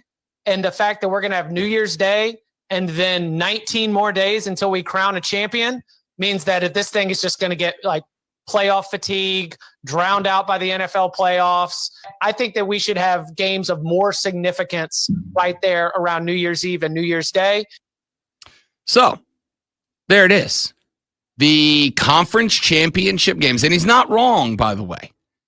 Here is just because I was curious. Conference championship games are a relatively new institution. The SEC's conference championship game started in 1992. I was already 7 years old. The Big 12 championship game started in 1996. I was 11. The MAC in 97. The ACC's first championship game was in 2005. I was out of high school. Let's see, Conference USA 05, Big Ten 2011, Mountain West 2013. The Sun Belt just started playing one in 2018. The point here that Chip, I think, was making is that conference championship games are a new addition to college football. But here's the thing, and I told you this when we were going up to round one, when we were going up to the college football playoff selection committee's final rankings that would determine the bracket. Those aren't going anywhere. Those aren't going anywhere because they are gigantic moneymakers for the conferences. And the gigantic moneymakers for the conference, that is their priority, man. That is their priority. Their priority is to get that bag. And again, I don't have any issues with that at all. No issues with that at all. I understand it. Just about everybody's priority in 2024 is to get that bag because the bags are kind of hard to get in 2024. So you get it where you can. That's not going anywhere. And so unless every conference says, yeah, we'll get rid of our conference championship game, then you're not changing that. You're not changing that. So with that being said, we cannot do this in any other way than asking for subjective metrics. And so even though it sounds like I am beating a dead horse, and it sounds that way because I am, even though it sounds like I'm beating a dead horse because I have been saying for a very, very, very long time now, put a microphone and a camera in that room. Put a microphone in that camera in that room so that players and coaches and athletic directors and fans can know exactly what the committee wants. What do they want to see? Or your other option, if you don't want to put a mic and a camera in that room, which it wouldn't shock me that they wouldn't want to put a mic and a camera in the room. And they wouldn't want to put a mic and a camera in the room because then they would have to actually be a lot more candid with the way that they're putting stuff together. If you're not going to put a mic and the camera in the room, then do the next best thing. The next best thing is 100% going to be expand the committee by a lot. Expand the committee by a lot. Expand the committee to hundreds of fans. Wait a minute, Rob. If you end up with hundreds of fans, aren't you going to have a bunch of people in there who maybe have a bias or but yes. But you know what else you're going to do? You're going to even them out. You're going to even them out. You are going to even out the biases because if I end up with out of let's say 1,000 voters, I end up with 200 of them that are SEC stands. Well, if I construct this the right way, I should also end up with 200 that are Midwest fans and 200 that are Northeastern fans and 200 that are Left Coast fans. And if I spread these votes out correctly, then what I end up with, hopefully, is a room full of people. And this wouldn't be an actual room. This would be a metaphorical room, but a metaphorical room full of people who all kind of balance each other out and give us their thoughts on who the best teams are. The conversation comes down, and you heard Herb Street say it a second there. However you want to determine the best 12 is subjective. Well, then it's irrelevant. And this is why I've been kind of hammering this drum this morning too. Hearing people say, 12 best teams, 12 most deserving teams. It's kind of irrelevant. Because if you accept that you can allow people to use whatever metric it is that they want to use to determine whether those 12 teams are best or most deserving, then labeling it is only all you do when you label it is allow me to pretty much be able to successfully guess how you think the format was structured. If you're banging the drum about, it should be the 12 best teams, you're telling me you think Alabama, South Carolina, Ole Miss, or some combination of those should have been in. If you say 12 most deserving, you're telling me it should have been the way it was structured, the way it was set up. I think the truth is somewhere in the middle. And until we have a way to do it objectively, which under the current settings we can, then we have to continue to use it subjectively. And if we are going off of subjectivity, then results on the field matter in the regular season, and the results on the field of the postseason should not impact whether or not we change the system moving forward. There is no way to know that Alabama wouldn't have got their asses kicked by Notre Dame. There's no way to know that South Carolina wouldn't have got smoked by Ohio State. Just like there was no way to know if Indiana would or SMU would or Clemson would or Tennessee would, right? There's no way to know. We have to look at what we see, take results into consideration, and then put the boys on the field and let them play. And let's see what happens. If all those 4 teams would have won their games this weekend, would you still be making that argument today? No. So it is what it is. It is what it is. All right, we're going to talk more about this later on in the show. We got to get some NFL in here and more. Let's talk Clemson and Texas when we come back here in just a minute on the Rob Brown Show in the Fan Upstate.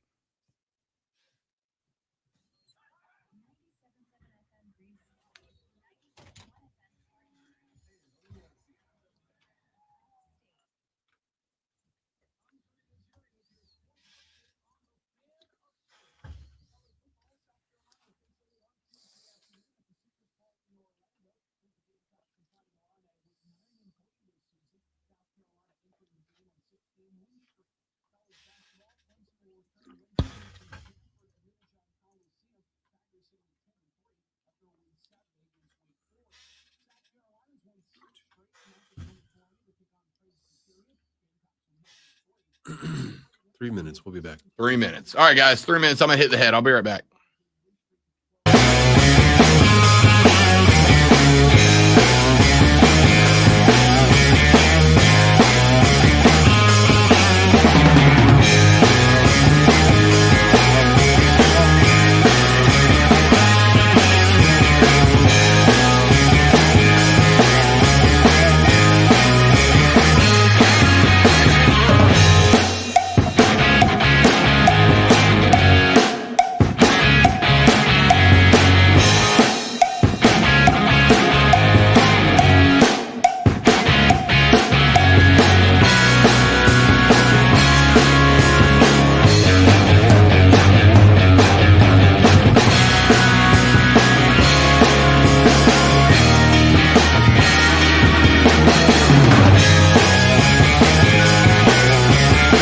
What is up, friends? It's Rob Brown. I hope you're enjoying the show. If you're not, I don't know why you're here, but I am glad that you are. Hey, do us a favor. Whether you're enjoying it or not, would you mind sharing this around your social media, please? And thank you, Twitter, X, whatever you call it. I don't care. Instagram, Facebook, TikTok, it doesn't matter to me. Help us get the good word out. We're trying to get famous and rich, and we can't do it without your help. So, The Rob Brown Show is on all social media, or share the YouTube channel, the Facebook page, wherever you're watching this, and we'd appreciate it very much. Now, let's get back to the show. Stick around.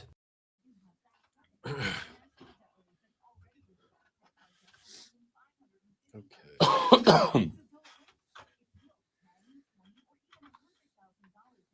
Steven, that sucks, dude. I'm sorry to hear that.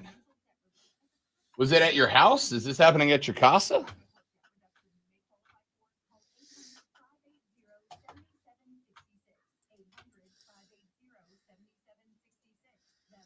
And now we've got a fight. We've got a Roman who goes one.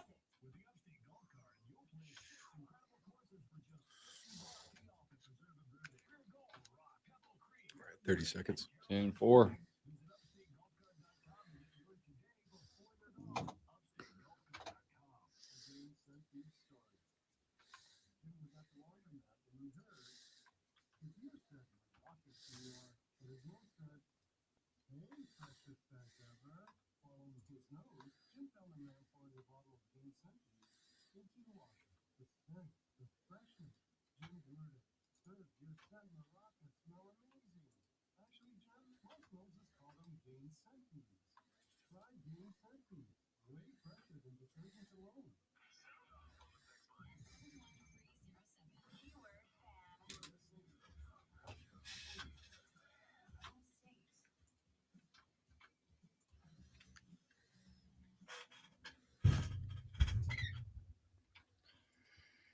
38-24, Texas downs the Clemson Tigers despite 336 passing yards from Cade Klubnik. He had 3 touchdowns and a pick.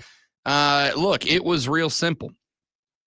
Couldn't run the ball, 76 rushing yards. Couldn't stop them from running the ball. 292 rushing yards and 4 ground tutties for the Texas Longhorns. This is one of those games that I do not think you need a doctorate in knowing ball to see exactly what happened here. The defense wasn't good enough. And specifically, the rushing defense wasn't good enough. It just kind of was what it was there.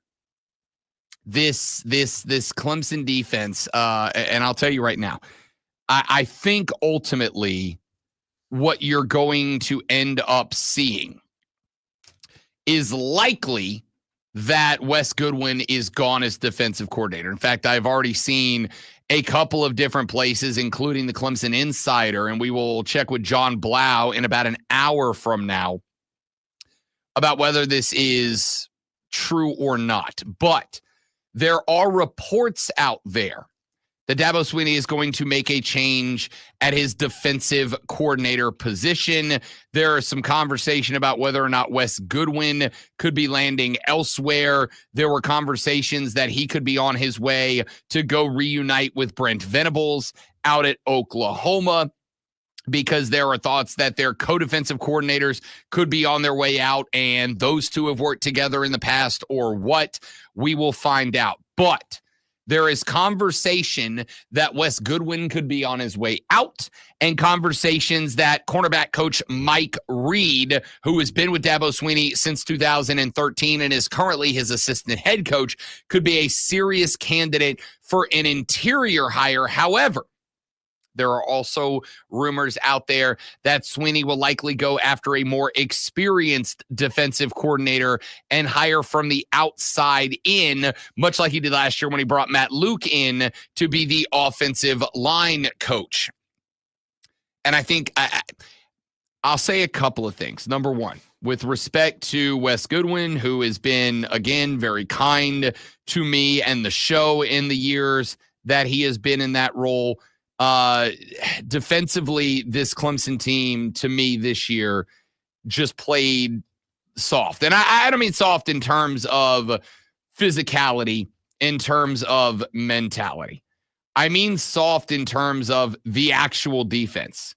I mean, like, this team tended to lean on a soft zone defense, and I think that got you into a lot of trouble.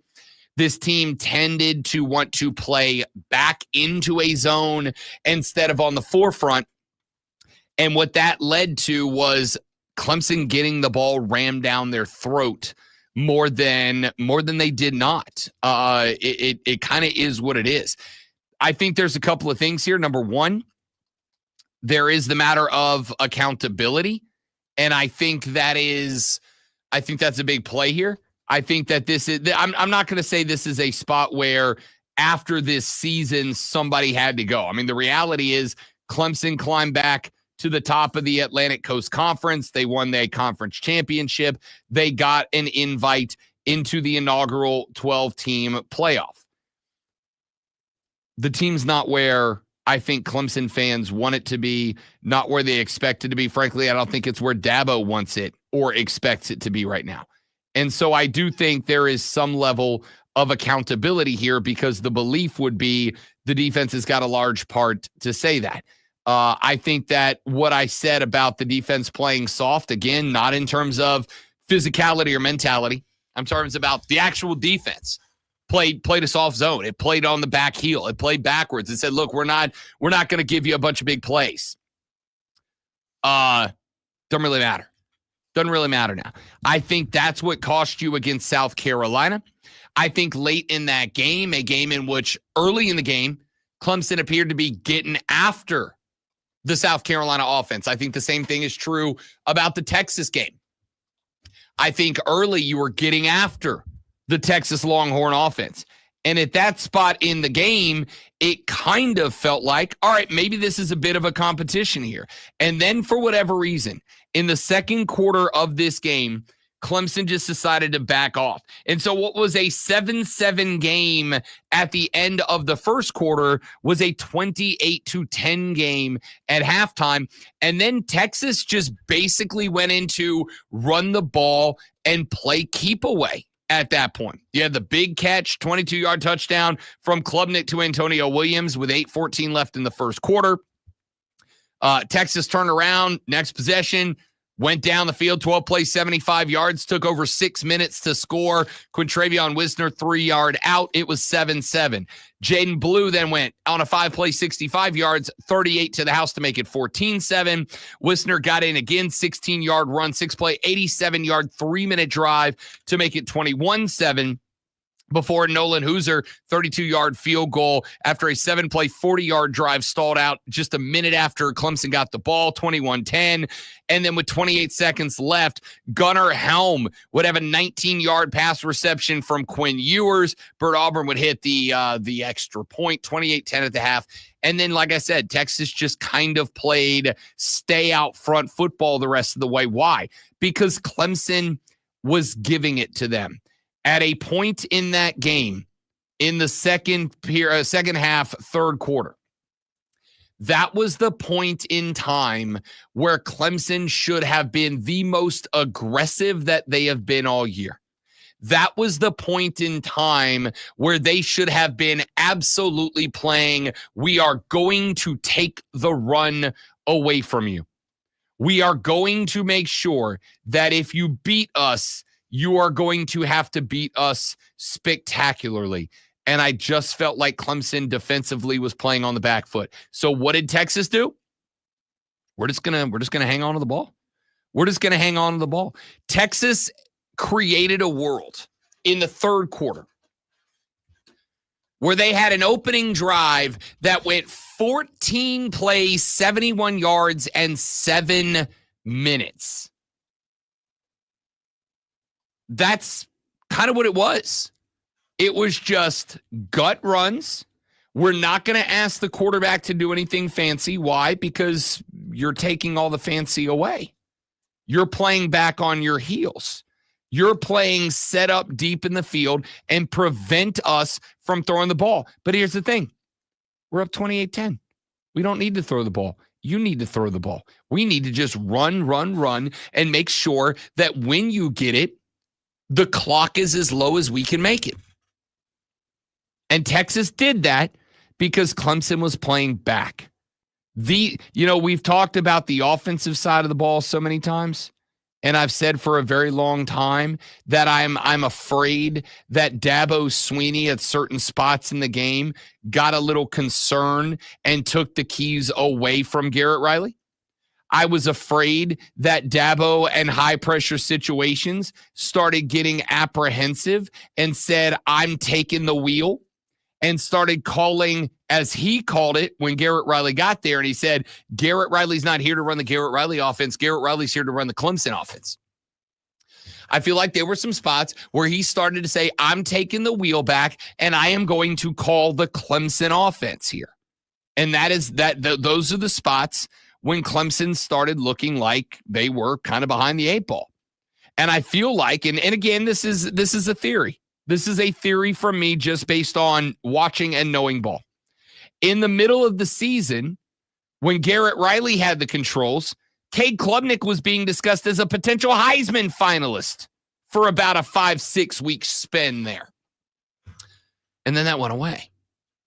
If there was a spot for Dabo Swinney to take over the controls, if there was a spot for Dabo Swinney to say, I'm back in charge now, it would have been on the defensive side of the football. And it would have been in those last 2 games on the defensive side of the football. It would have been in those last 2 games at the spot where defensively you found yourself in a hole. It would have been in those last 2 games where defensively you found yourself playing again behind the 8 ball and watching as Texas just ran, and you weren't doing anything about it. That's the spot that Dabo Swinney should have stepped up and said, I got the keys. We are going to play aggressive. We're going to play, if you'll allow me to use a hockey term, on the forecheck. We are going to get in the backfield, and we are going to make them do spectacular things to beat us. And you didn't. You just sat back. You allowed them to run the ball for 4, 5, 6, 7 minutes at a time. And whenever you scored, they just, let's go get level and let's play keep away. And it worked. It kind of is what it is. All right, let's take a break. We'll come back. We got 2 more hours left to play. It is the halftime break coming up still in the show. John Blau, in about 40 minutes from right now, we will get his thoughts on this game and the exit from the college football playoffs for the Clemson Tigers, as well as how he sees everything setting up for the 2025 college football season for Los Tigres. At 9:40, we'll be joined by Dex Hardwood, AEW superstar, one of the best tag team wrestlers on planet Earth. We'll stop by. He'll be on the live stream with us at 9:40 if you want to come by for that. The renewal by Anderson of the Carolinas fan phone is open, 844-326-3663, 844-FANFO. You can text this 71307. Start your text with FAN, FAN, FAN, FAM. We'll read them on the air. We're back after this with a third hour of the Rob Brown Show and the Fan Upstate.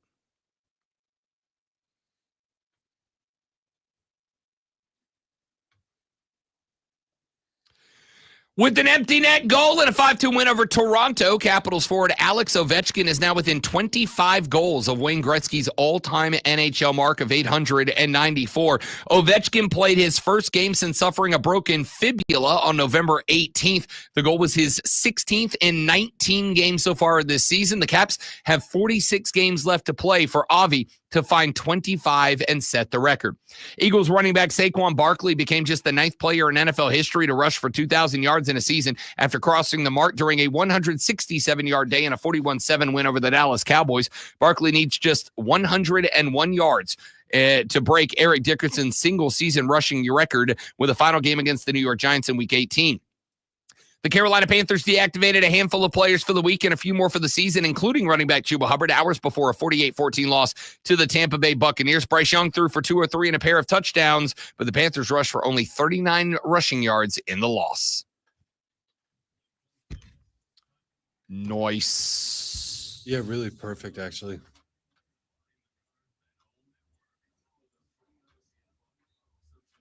Yeah, we're looking at we might be 5 seconds short of the hour, but we're coming back right on it.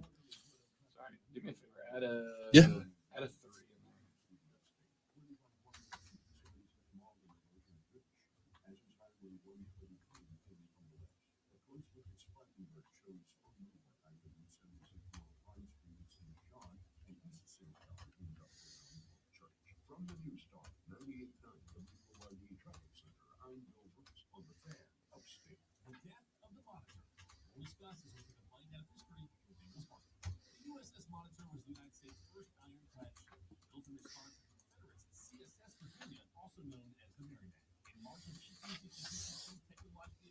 Well, we didn't get married. We got engaged last year, but yeah, no.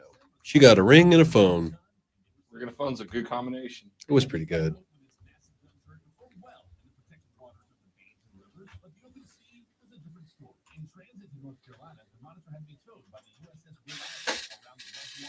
Ring a phone. All right, guys, stepping away for just a minute. Sorry, be right back. Don't go anywhere.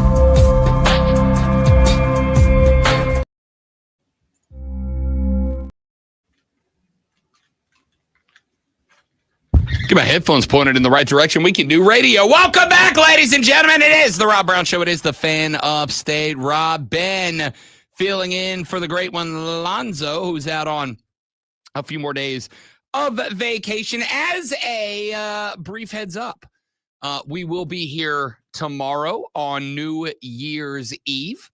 We will be off on Wednesday for New Year's Day. We will make our return on Thursday. And then starting next week, everybody goes back to real life. Everybody goes back from having to work or to having to work 5 days a week like adults. Ugh, gross. Nobody wants that. But it's not up to us, is it? So you are going to get a regular show tomorrow. We will be off on Wednesday. We will make our triumphant return on Thursday. We'll be here Thursday, Friday, and then a full 5 days of broadcasting next week. There it is. There's your programming update. There's your heads up. That is where we are, ladies and gentlemen. So with all of that being said, once you're on the show today, 844-FANFONE. That's 844-326-3663. That is the renewal by Anderson of the Carolinas fan phone. You can text us 71307, 71307. Start your text with FAN, F-A-N. We'll read them on the air. You can tweet me at The Rob Brown Show. Tweet everybody at The Fan Upstate. Ordinarily at this spot, this is where we would do the audio blitz. And we will do the audio blitz here, but we're going to kind of keep it focused. I've played you the clip that kind of got Kirk Herbstreit under a little bit of pressure earlier in the show. It was this. That I hope next year the committee won't get caught up in what the social media and a lot of people who are fringe fans get caught up in, which is wins. They had 11 wins. They must be good. Who did they beat? I think is much more important than how many wins you have. That's old school way of approaching it. Has Indiana having 11 wins and beating nobody. That doesn't mean they're one of the 12 best teams. Remember, I know, Linda, I'm not taking this out on you, but there's a big difference between deserving and best. Yeah. What this is all about is giving us the best 12 teams. Now, it's subjective. How you want to figure out the best 12 is up to you. But that's what I want to see. I don't want to hear about wins. How many wins? Winning's obviously important, but just because you have 11 wins doesn't mean you're better than a team that maybe had a tougher road that had 9 wins. So I think we get too caught up in how many wins you have. It's really more about who are the best 12 teams, and we need to get the best 12 teams in this tournament every year. So here's my question then, and I have a few of them. Number one, and I've said this before, and I say this and I mean this is a weird spot for me, right? You know how sometimes somebody in your family makes a mistake and you love them dearly, but like you have to be honest with them. And it's hard to do because you're like, I'm about to say something that is going to sound very disrespectful, but I say it from a genuine place of love. That's where I am right now. Because I like Kirk Herbstreit. I've met Kirk a couple of times. It's been a long time. It's been a number of years. But Kirk Herbstreit used to come down when I lived down in Destin, Florida, broadcasted down there. I was part of a philanthropic group called the All Sports Association. Phenomenal group I was a part of for many years, raised money for local youth sports, raised scholarships. If you've heard of the Wuerffel Trophy, named obviously in honor of famous Florida quarterback Danny Wuerffel, the All Sports Association is the group that created, started, and awards that trophy annually. I was there at the inception of the Wuerffel Trophy. And as a matter of fact, I was one of the first 10 people to see the first actual Wuerffel Trophy. I was working for a lovely gentleman by the name of Charlie Potts. And I was joining the group that year. And Charlie was the person who was in charge of having the trophy cast and poured and molded and made. And when it got finished, he was the one that picked it up and he brought it to the shop that I worked at for him. And I was one of the first people to see it. I was actually one of the first people. I knew who won the Wuerffel Trophy before the first time that it was awarded. It was an honor to be a part of that organization and that group. And Kurt came down a couple of times. And one year was our keynote speaker. Another year he came down just to be a part of the ceremony because we handed out the Werfel Trophy before the College Football Awards show for the first couple of years. He came down just to be part of it. He's a lovely guy. He's incredibly generous. He's incredibly nice. He was very polite. Like, he's a great dude. I also think he's being kind of a shill right now. Right? And I say that lovingly and respectfully. And listen, I've been a shill in my past too. It's unfortunately kind of part of the territory that comes with broadcasting, is that you are sometimes asked to deliver a message that maybe isn't your message. You're occasionally asked to say something that maybe isn't what you want to say. Maybe it's not how you genuinely feel. Again, I am very fortunate here at the Fan Upstate that when I got this job, I was told by the powers that be that they did not want to have editorial control over the show. What gets said, in the years I have been here, I have never been told what to say. Keeping it 100, keeping you behind the scenes, keeping as open and honest with you people as I can. I have been told to talk more or less about a thing. Sure. Talk more about Clemson, talk more about the Panthers, talk less about the NBA, whatever the case might be. I have been told to talk more or less about a thing, but I have never been told how to talk about a thing. Now, I would like to give Kirk the benefit of the doubt. Maybe Kirk Herbstreit genuinely feels this way. Maybe he genuinely feels this way. But it does feel to me like, specifically because he went with, a 11-win team doesn't necessarily make them better than a 9-win team. I don't disagree. But if there is no reward for winning a multitude of regular season games, and I'm not just saying you should be rewarded exclusively for your record, okay? That is the objective metric that we use in the NFL. You cannot have that metric in college football, at least not in the current structure. We've already beaten that horse into the ground this AM. We're not going to stick on it, but I do need to say it for this part of the conversation. Until we come up with an objective way to measure college football teams, there's not really a whole lot you can do about it, okay? So, with that being the case, maybe Kirk Herbstreit really does feel this way, and that's fine. But if Kirk feels this way, that, 12 best teams, and he will not give us his metric by which we determine the 12 best things, I am obligated to assume and conclude that Kirk's metric for the best 12 teams is, I just feel like they're the best. And I just feel like they should go. Right? Like, if it feels to me like Kirk is, and by the way, I do give Kirk Herbstreit credit for something. I think, and I could be wrong about this, but I think Kirk Herbstreit is the guy who got the term eyeball test ingrained in the college football landscape. And I'm not saying it's not true, but I can't recall anybody using the phrase eyeball test before Herbstreit. Now we all use it. But I don't recall anybody saying eyeball test before Kirk Herbstreit. Which leads me to the assumption, and I put the emphasis on the ass in assumption for a reason, because I might be wrong. But until he clarifies, I don't have a way to determine this or not. I am under the assumption, and I emphasize the first half of that word because I could be made to look like one. And that's a risk we run every day when you talk into a microphone.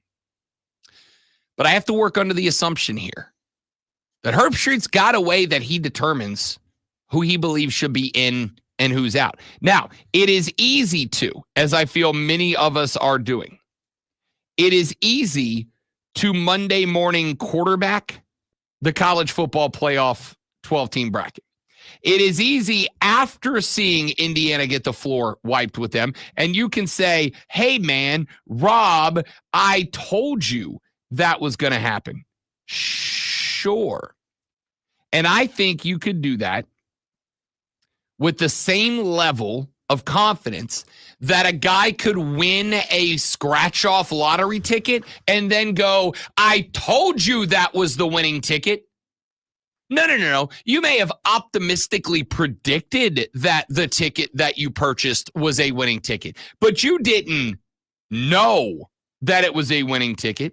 If there was a way for anyone to know that it was a winning ticket, then that person would be a gazillionaire with all of the money, because that's how lotteries work. So you didn't know. You might have thought, and you might have thought correctly, but you didn't know.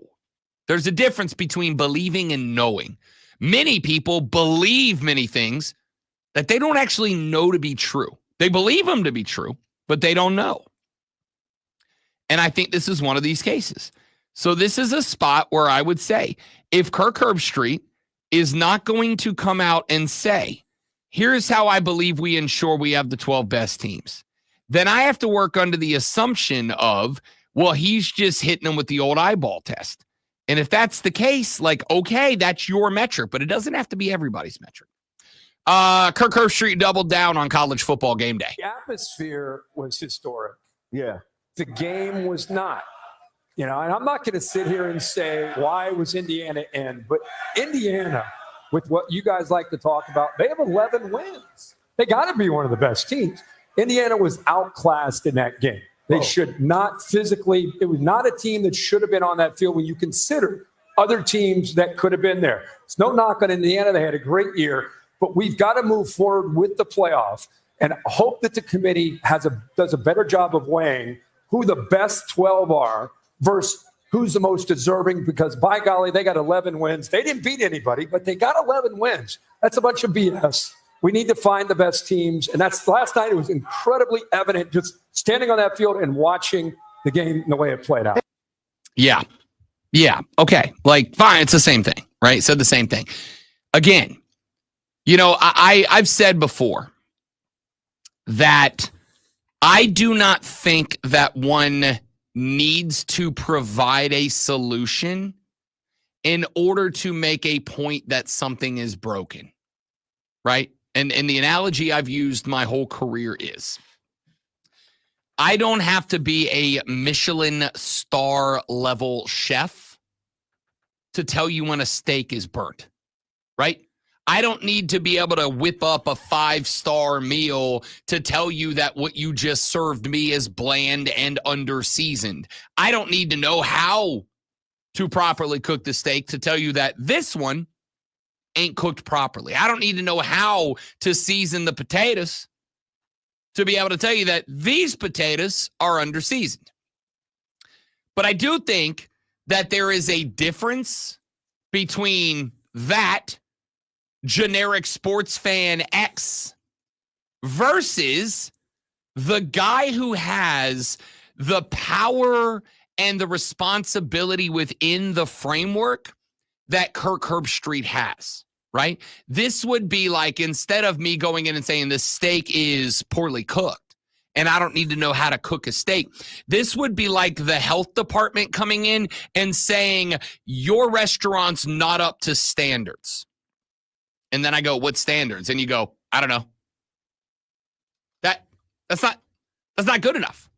If I come in and say, your restaurant's not up to health code, and then I say, what's that code? And you go, I don't know what that code is. Well, then you see, the problem is you have an impact on my ability to run a restaurant. You have an impact on my ability to do business. And you are not telling me, what those standards are. And if you don't tell me what the standards are, how can I appropriately fix it? Kirk Herbstreit has, whether he likes it or not, wants it or not, Kirk Herbstreit has some level of power and responsibility within the college football landscape. So to sit here and say, Indiana SMU, they shouldn't have been out there. Shouldn't have been out there. And the system's broken. Well, people listen to that. And they want to know what that means. So he took a lot of heat about that. He took a lot of heat about that, and he circled back around on the Pat McAfee show a couple of days later. Some of the responses, it sounds like people are thinking I was trying to go to bat for other teams. I'm really not. My whole thing is I just don't want, if the reasoning on the at-large teams is they're better, not only the resume, but they're a better team, then put them in. I just don't want to see a team get in because they're 11-1, you know, and if the logic is they're 11-1 that they should be in, I just don't think that's all it should be. You know, I think, and I always bring this up at the ESPN seminar that you are part of this year. We appreciate you gutting that out and sticking around for both days. I always ask the question in front of everybody so we understand the ground rules for the committee. Always raise my hand and I say, as they talk about the CFP, are we trying to figure out who the most like the better teams are, or the teams that have kind of earned their way and they deserve to be there? Because sometimes we get to near the end and you hear a lot of, well, they deserve to be in. And I've always asked him that every August before we get started, are you trying to find the best 12 or the most deserving 12? And every year they've said, no. We want the best 12. So if Indiana and SMU and Ohio State, any of these at-large teams, Penn State, Texas, whoever you think, if these are the best at-large teams, then so be it. Put them in. So I think that he kind of got to a spot there that I think is a more reasonable conversation. And I think that more reasonable conversation is, and again, this kind of circles back to where I started the conversation. Most deserving versus best. But again, he's like, well, if we're gonna do it that way, okay, but like, say what it's got to be there. Say what it's got to be there. Say what you mean. How do you determine this? What do you mean? Because again, all of this is subjective. So we can sit here and we can whine and we can complain that they didn't get the right 12 in there, but you are basing that. And this is kind of what the weight of the argument has been. It was the weight of the argument last year. Remember last year when I went on and on and on and on and on and on and on about Florida State not getting in? And some of you guys beat me up. Some of you guys came after me a little bit. Some of you guys blew me up and said, "Oh, you're just a butt-head Florida guy. You're just a butt-hurt Florida guy. You're just upset." And I said, dudes, I think what you're seeing here is a precedent being set that you're not going to like when it comes back to bite you in the future. The whole take for me was if you create this world, it's going to come back and get some of y'all in the future. And again, you can argue that did or did not happen this year. But with everything being subjective, the committee's got to look at a full calendar, a full schedule, take into the context and consideration all the different spots that all these different teams were in at all the different points of the year, and adjust accordingly. And I think they did that. When I was going on and on about Florida State, my point was this. You are telling me right now that the games that you play in your head, I think X would beat Y. I think Y would beat Z. I think they would beat them, and I think them would beat they. What you are telling me is the imaginary games that you play in your head are more important than the games and the results that are on the field. And if that is the case, and that is genuinely how you feel about it, then I have to point out there is no reason to play the regular season anymore. If you truly believe that, well, I think Alabama would have, I think South Carolina would have, I think that team X would have, or team Y would have, or this, if you think that, and that is your determination, that's okay. Because again, it's a subjective process. I have no reason to stand and say my way's better than your way. But if you feel that way, and you feel like the imaginary games in your head and the results that you believe would happen are more important than the results of games that did actually happen and will actually happen, then I have to point out that there's really no point in playing the regular season anymore. We should just allow teams to build up their roster. We should allow teams to build up their squads. We should allow coaches to build up their program. And then we should watch them all practice a few times, determine who we think which teams look better and which teams look worse, and then fill out our bracket, right? Like, what's the point? What's the point of Indiana playing regular season games if winning 11 of those 12 is irrelevant? What's the point of playing those games if you're just going to hand out spots based on who you think would and would not win? That's what I need to know. That's what I want to talk about. All right, we got a lot more to get to. We're going to get away from the college ball unless you want to keep the conversation going, which you can. 71307 is the text line. Start your text with FAN. Give us a buzz, 844-FAN-FONE, 844-326-3663, or tweet me at The Rob Brown Show on Twitter, at The Rob Brown Show. We'll switch to some NFL talk as the show rolls on. We got John Blau with the Post and Courier in about 20 minutes. All that coming up on the Rob Brown Show in the Fan Upstate.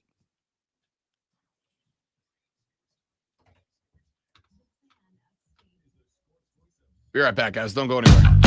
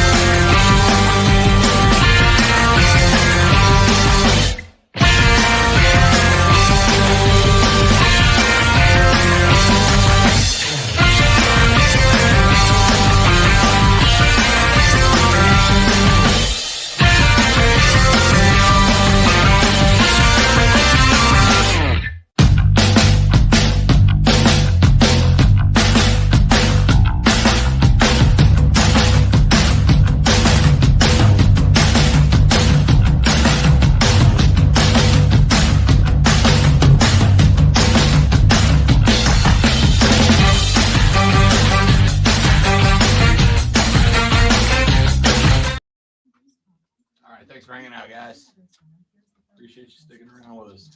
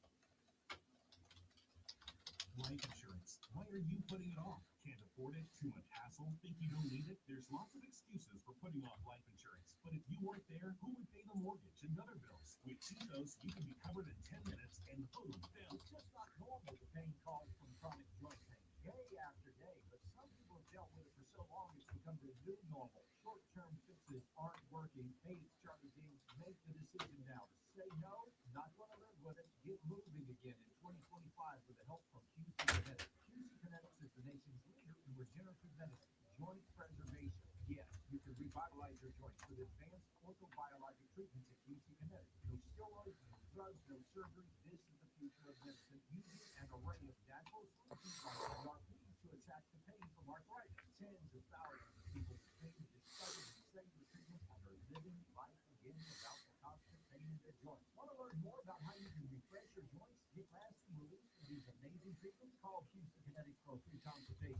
864-448-3772. In Regal and in Asheville, 864-448-3772. That's 864-448-3772. QC Kinetics. In 2025, the year you get started on your next success with University of Maryland Global Campus. At Fresno State University, UMGC is a school for real life, helping working adults like you learn the skills you need for the career you want. Choose from more than 135 degrees and certificates in career-relevant fields, and earn up to 90 credits toward a bachelor's in learning and life and work experience, or transfer up to 12 credits toward a master's. Cool.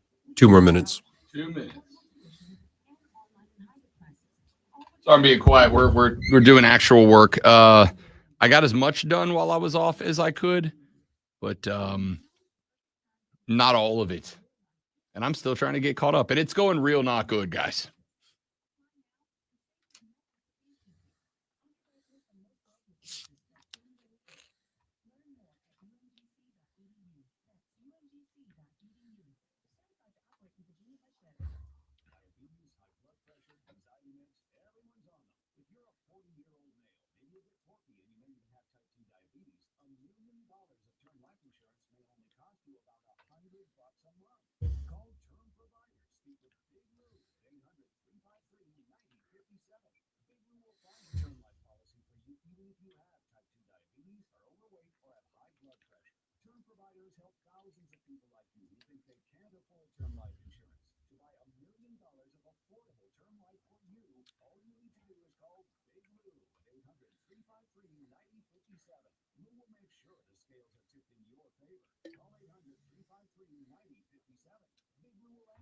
Hey, we're having, by the way, I've just been told our audio and video are not synced up. We're having connectivity problems in the studio. We're trying to get that worked on.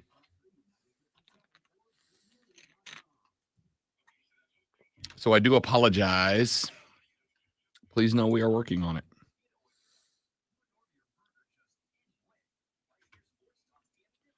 But I am bad at technologying.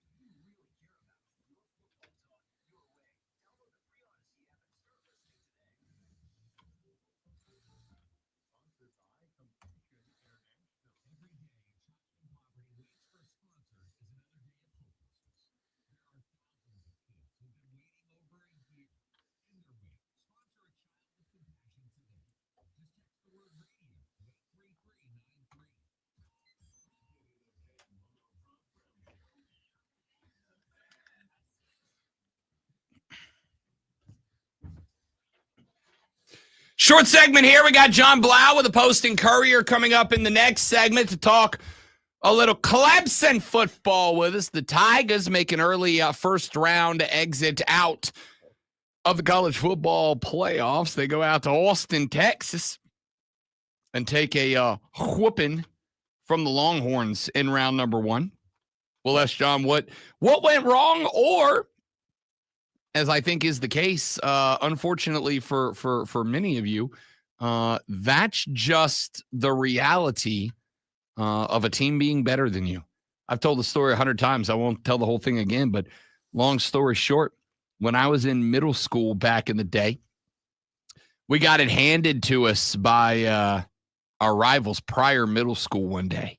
And we went back into the locker room, and our head coach by the name of Tom Grant, who was an old gruff military veteran type feller, he walked into the locker room, and we were all super prepared for what we assumed was going to be an ass chewing that we would remember forever. And I was half right. I absolutely remembered it forever. But Tom Grant walked in and he pulled over a weight bench because back in our day, kids, we didn't have these fancy schmancy locker rooms like y'all have. Our locker room was also our weight room. He walked in, he grabbed one of the bench press benches. He slid it over to the middle of the floor. He pulled it over. He sat down on it. He looked us in the face. He took off that big straw hat that every middle school coach was, I believe, legally obligated to wear back in the day. And he looked us in the face and said, today, fellas, you guys had the biggest problem you can have in sports. The other team was just better than you are. I got to tell you, that's one of the beautiful things about sports is sometimes it teaches you a lesson in humility. Sometimes sports remind you that humility goes a long way.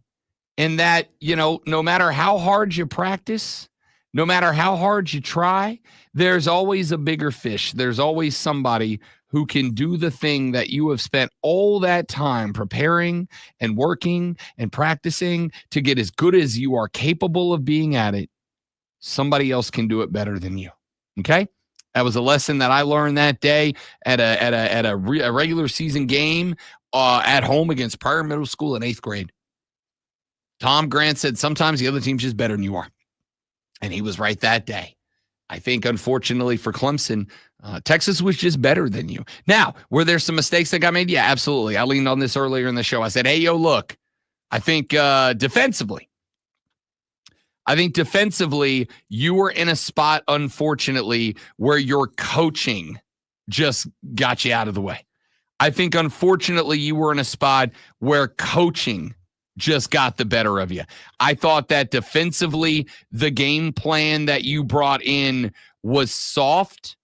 I think defensively, the game plan that was placed in front of you was bad. I think that you were effectively coached into playing backwards, coached into playing on your heels. I think once you fell into a big time hole at a point where it should have been a wholesale sell out, push forward, be aggressive, blitz, just go. Just go. Instead, you sat back and you let Texas come to you and let Texas push the ball into the heart of the defense, and you had dudes back to prevent the big play when they had already made the big plays to take a big lead. And I think it killed you. But I also add into the fact, and you want to know, and I've said this before because I've had this conversation with Lonzo many times. What's the big deal about the transfer portal? The answer is the talent's not there right now. That's not saying there's no talent, not by any stretch of the imagination. There is absolutely some talent there. What's being said is you're not in the same caliber of talent as Texas, as Georgia, as Notre Dame, et cetera, et cetera. And the longer that you let all of this play out and the longer you don't do anything, the further ahead those teams will continue to push. You've got to be on the cusp right now. You can't really do anything. Or if you're not doing anything, you can't really do anything to stay caught up with them. You have got to figure out a way to be better. And right now, you're just not. Right now, you're just not. So we'll talk to John Blau coming up. As a matter of fact, we're going to run to a break right now. And when we come back, we will talk to John Blau of the Post and Courier. We'll get his thoughts on this game. We'll get his thoughts on what the season is setting up to look like in 2025. All of that when we return. I am Rob Brown. My man Ben filling in for the great one, Lonzo. We are back after this on the Rob Brown Show in the Fan Upstate.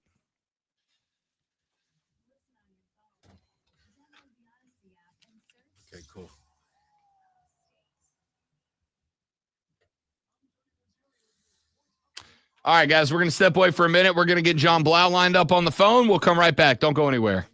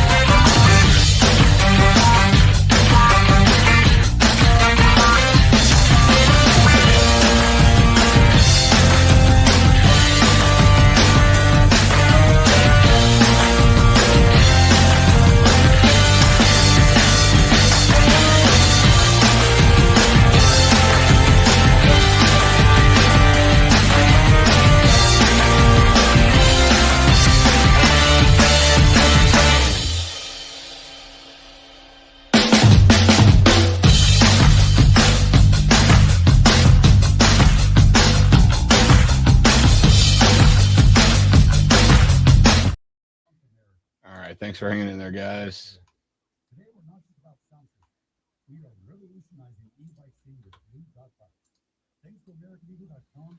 Yep, I'm going to ask him about that, Joey B, because I've heard the same thing.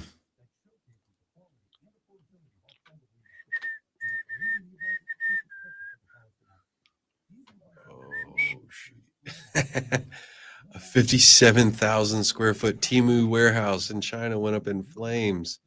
Total loss of inventory estimated to be as high as 56 USD. Oh my God. Oh, that's crazy.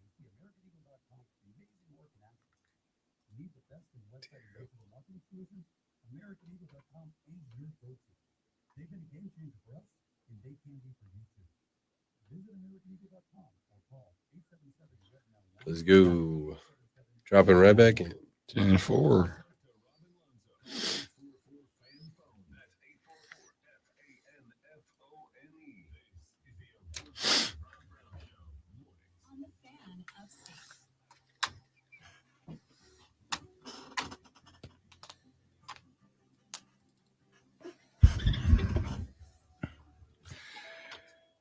The Rob Brown Show back on your radio. It's the Fan Upstate. Welcome back, ladies and gentlemen. And as we get back to a relatively normal schedule moving forward, we will be off on New Year's Day. We will have a live show tomorrow on New Year's Eve morning. We do have one thing that has remained consistent, and that is that every Monday morning at 8:40 a.m., we welcome in a young man who covers the Clemson Tigers for the Post and Courier. He talks Clemson ball with us on the reg. He is John Blau joining us here on the show. John, what's up, big fella? How was the Christmas vacation, buddy? It was fine. I watched Die Hard on Christmas Day, so it was a nice Christmas. Oh, you have just kicked off what I'm sure is going to be a regular conversation. John, is Die Hard a Christmas movie or a movie filmed at Christmas time? I mean, I'm on it's an actual Christmas movie side. I mean, you have the coming together of John McClane and his wife, obviously the reconciliation there. Obviously a lot of Christmas going on at the time, so you could argue it's just set during Christmas. But I think the themes in terms of coming back together with family is present, which makes it a Christmas movie. I respect it. I don't agree, John Blau, but I respect it. You've made a good argument. John Blau from the Post and Courier joins us on Mondays at 8:40 to talk Clemson football. All right, big dog. Let's jump right in. Let's take a trip backwards in time to that 38-24 loss on the road at Texas. I told the story earlier, John. I had back in middle school a coach, Tom Grant, old gruff Marine veteran, who after we got our butts whipped by a rival one day, came into the locker room. We were all ready for the butt chewing we thought we were going to get. He took off his big straw hat and he said, "Gentlemen, sometimes the other team is just better than you." Do you feel like this was just a matter of Clemson was outgunned by one of the best teams in the country, or were there mistakes made that you think maybe contributed to the outcome of this L? Yeah, I mean, they were just better than them in one very specific facet, which we knew probably going into the game, which is that they can run outside zone. They have great offensive tackles, and Clemson's defensive ends and edge defenders have not been able to hold an edge all year.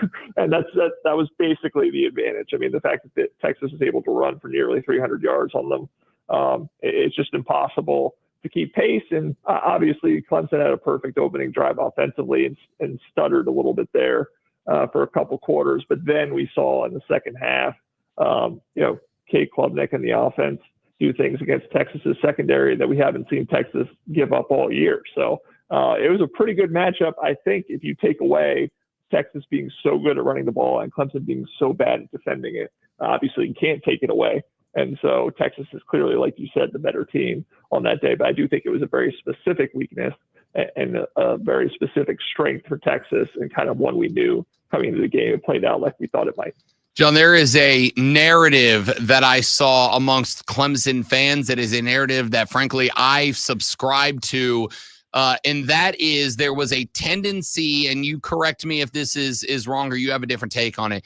There is a tendency, I thought, defensively, when a team started running the ball, to kind of back off and play almost a soft zone defense, to kind of take guys out of the box, to try to have extra tacklers that can maybe get to the outside if a team was running that outside zone run you were talking about, et cetera. What was your take on the defense? And you can take it back, because I feel the same thing was a major issue in the fourth quarter of the Gamecock game, the Palmetto Bowl game as well. Was there anything about the play calling on defense? Because, and I'll ask you about this next, there's already reports out there that the potential for Wes Goodwin to depart the program is being floated right now, and I wonder if those are connected.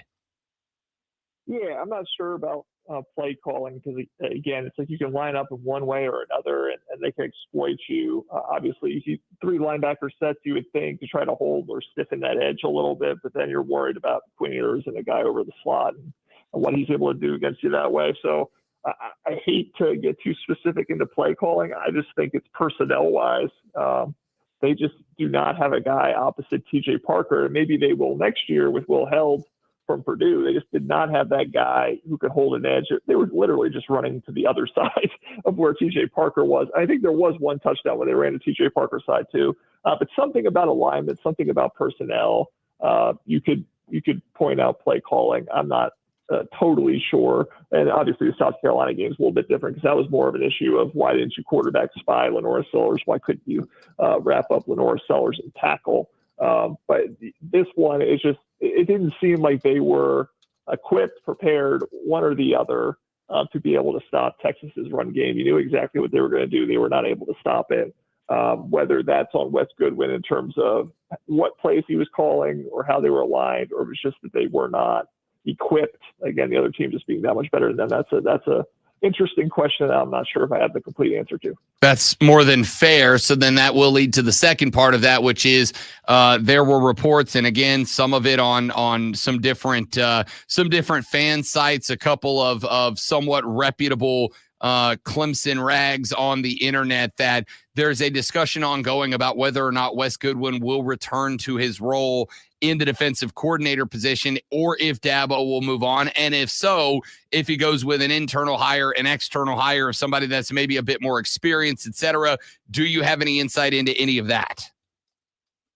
Yeah, I mean, I've heard similar rumorings. I mean, we're going to have to wait to see what actually happens there.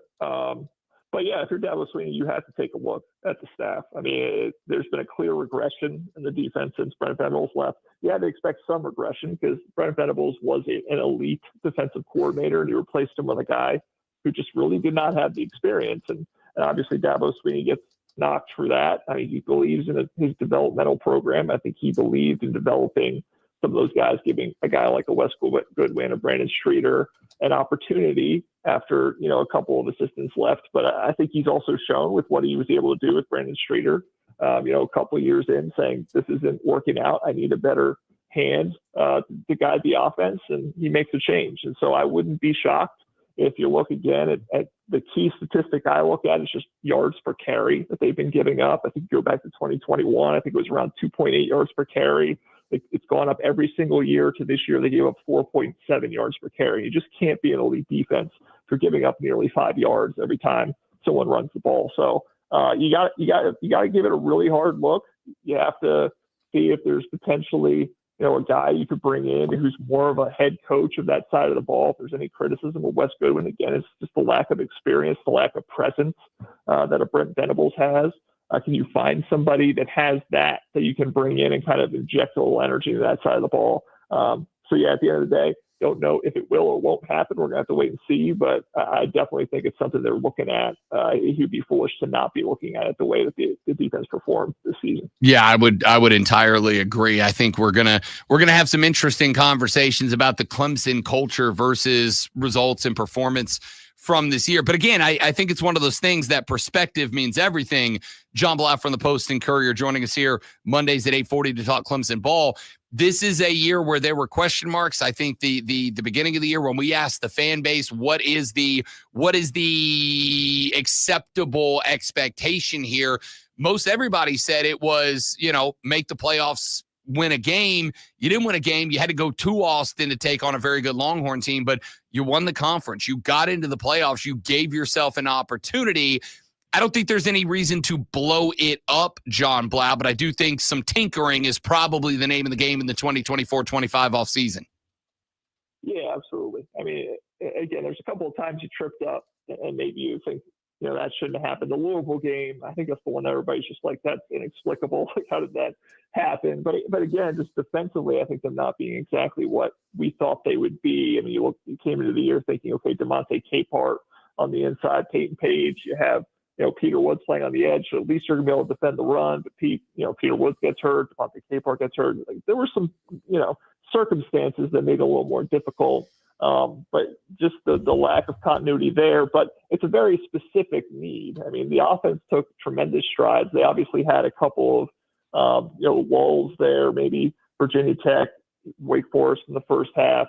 Obviously the Pittsburgh game until the very end. There were some moments where you're a little concerned there, but you have a young receiving core. You have an offensive line that's getting really reshuffled because of a ton of injuries. And so for them to go to Texas and at least salvage a game of it, to make it a game, to show that they can do what they did offensively through the air against that Texas team, I think that kind of added a little bit more of a positive shine to the season. At least you were competitive. You didn't get completely blown out of the water. and you bring that entire offense back. And so, like you said, rejiggering wise, I think you just have to fix that defense, which it's not that they don't have talent. I mean, they've recruited 4 and 5 star talent for that side of the ball. They just have to figure out a way to put it in a better position. Again, maybe, fill some holes as they did with a Will Held from Purdue to kind of strengthen, an area of need. And, you're right back in the hunt again. There's no reason why this team with all of these pieces returning on offense, if you can get this defense in a better place, can't get right back to the playoff and win a game or 2 or 3.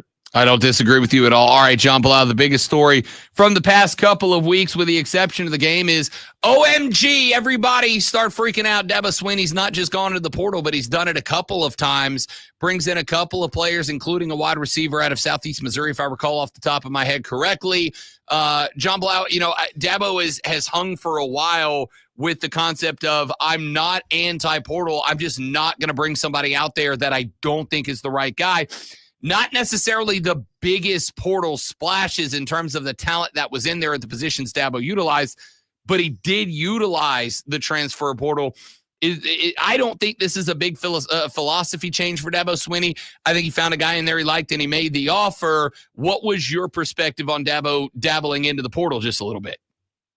Yeah, the only change is that he landed the guys. I mean, because you go back a couple of years ago, they very clearly went after a couple offensive linemen, just didn't land them. These were guys that ended up in Michigan and Florida, or now playing in the NFL. And then a couple of years later, they tried this past offseason, tried offensive line again, just didn't get those guys. And then this year, it was really just a recruiting cycle that ended up being very weird. I mean, they had a bunch of guys they lost, and they had a couple holes they really needed to fill. And they went and targeted a couple guys, and they actually landed them, which is the only difference. Will Held, I think, is a guy that's a really impressive get. He might not be the top guy in the portal, but he's a guy that Texas A&M and LSU were looking at. A guy who's only going to turn 20 years old in February. He's 6'6", 265 pounds. Absolutely has not reached his max potential. Is a guy who can really help you with defensive end. And Tristan Smith is a guy who's a depth guy. I mean, they've already got their top end guys at receiver. I mean, if Antonio Williams, CJ Moore, and Brian Westco Jr. all come back, along with a Tyler Brown and Cole Turner, I mean, you've got enough guys that are going to play. You needed a guy you could convince to come and play and not be the number 1 or 2 guy. And you get a guy from Southeast Missouri, like you said, Tristan Smith, who's a 6'5" receiver, started his career in JUCO, got some upside. He's just a nice, wild card add to that group and give you a little bit more depth. So, like you said, it's not a complete philosophy change. I mean, and Dabo has tried the portal before, just not gotten guys. And in this instance, he was very much forced to try it again just because of some of the losses and recruiting. But to actually land those guys, I mean, that's a significant change, because for whatever reason, whatever they were doing before, they weren't able to land them, and this time they did.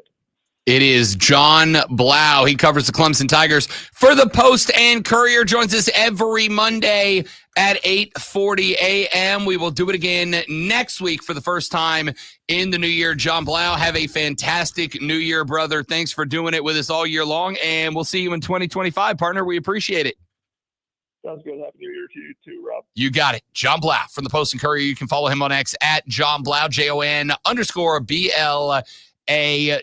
When we come back, the final hour, we will get some NFL talk. And then at 9:40 a.m., we'll be joined live on the stream by one of the greatest tag team wrestlers on planet Earth. Dax Harwood is going to join us from All Elite Wrestling. We will talk about Fight for the Fallen taking place on New Year's Day in Asheville, North Carolina. Dax, an old Carolina feller. It's wrestling country up here, y'all. We'll talk about his showdown with his partner and a mystery third man. Well, not a mystery anymore. We know who it is, and we're very excited about it. You think you know me? We'll talk to Dax when we come at 9:40 this morning. When we come back, we'll get some NFL talk on the Rob Brown Show in the Fan Upstate.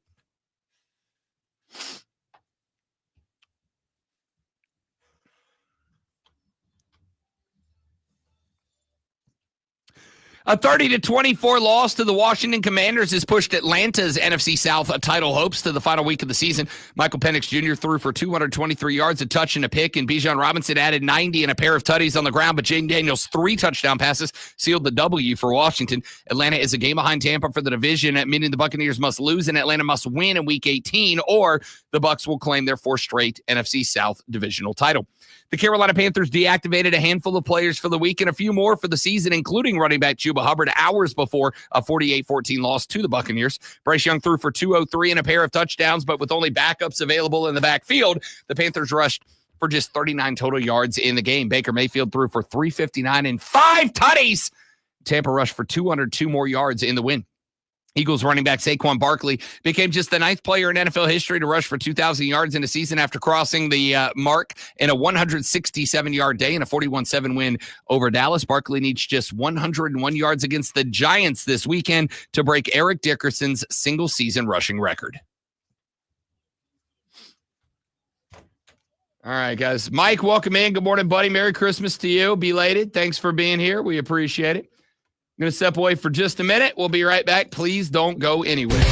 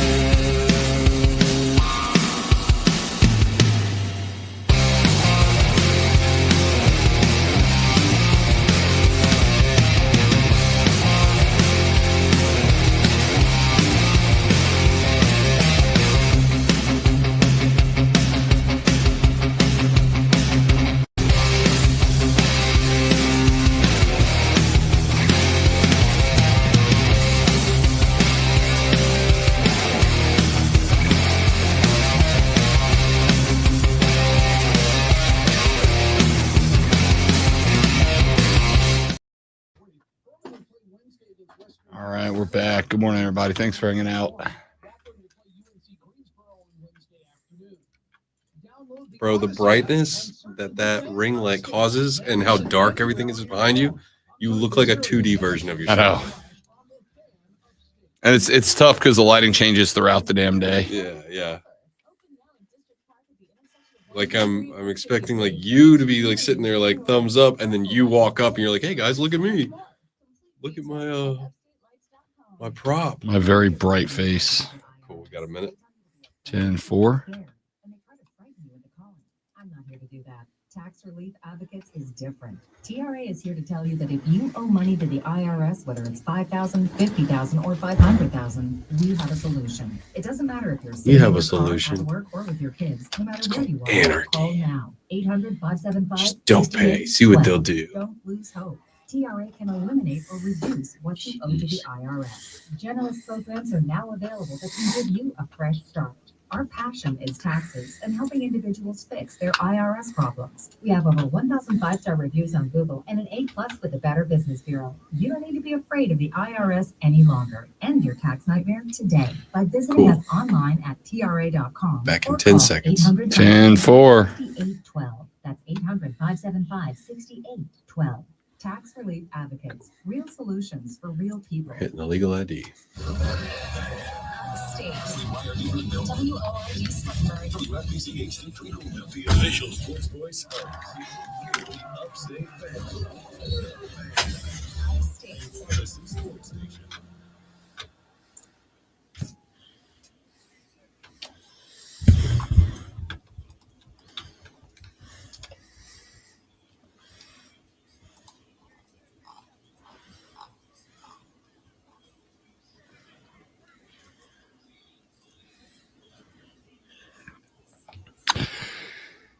And away we go into our number 4 of the Rob Brown Show right here on the Fan Upstate. Ladies and gentlemen, Rob Brown, my man Ben, filling in for the great one, Lonzo, taking you up until 10 a.m. As we mentioned earlier in the show, we will be back tomorrow. We will be back tomorrow on New Year's Eve. We will be out on New Year's Day. We will return for Thursday and Friday. And then next week, as we get into the new year, it'll be full steam ahead all the way up to the end of the college football season on January 20th, all the way through the Super Bowl in early February. It is going to be a good run of football before we hit the football doldrums once again. But you got us full speed ahead between here and there. Listen, I am going to. I'm going to give you all a just a little bit, a scary little touch of how my brain works. And I'm very sorry about it. I'm very sorry about what I'm about to do, but there's a reason that I'm going to do it. We were obviously off pretty much all of last week. We worked on Monday. We were off until today. So I was watching clips from highlights on social media, and I came across a clip that was posted by an account with no context behind it. It was a clip of Chris Berman calling the highlights from the Atlanta Falcons win over the New York Football Giants. And in that game, Matthew Judon, remember, he's the big name that the Falcons signed on defense across the defensive line, former New England Patriot.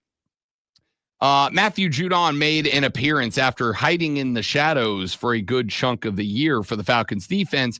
Gets a little tip ball, picks it up, takes it back the other way for not just a pick six, but a fat guy pick six, which is the best pick six of all. And Boomer, Chris Berman, was doing the highlights. It sounded like this. Third quarter, meanwhile, Drew Lock. Matthew Judon hadn't done a ton for Atlanta, but this is the guy they thought they were getting. Yeah, no doubt. Ball is tipped. Judon is Johnny on the spot, and we finally get him off the milk carton. Boom. Judon's touchdown.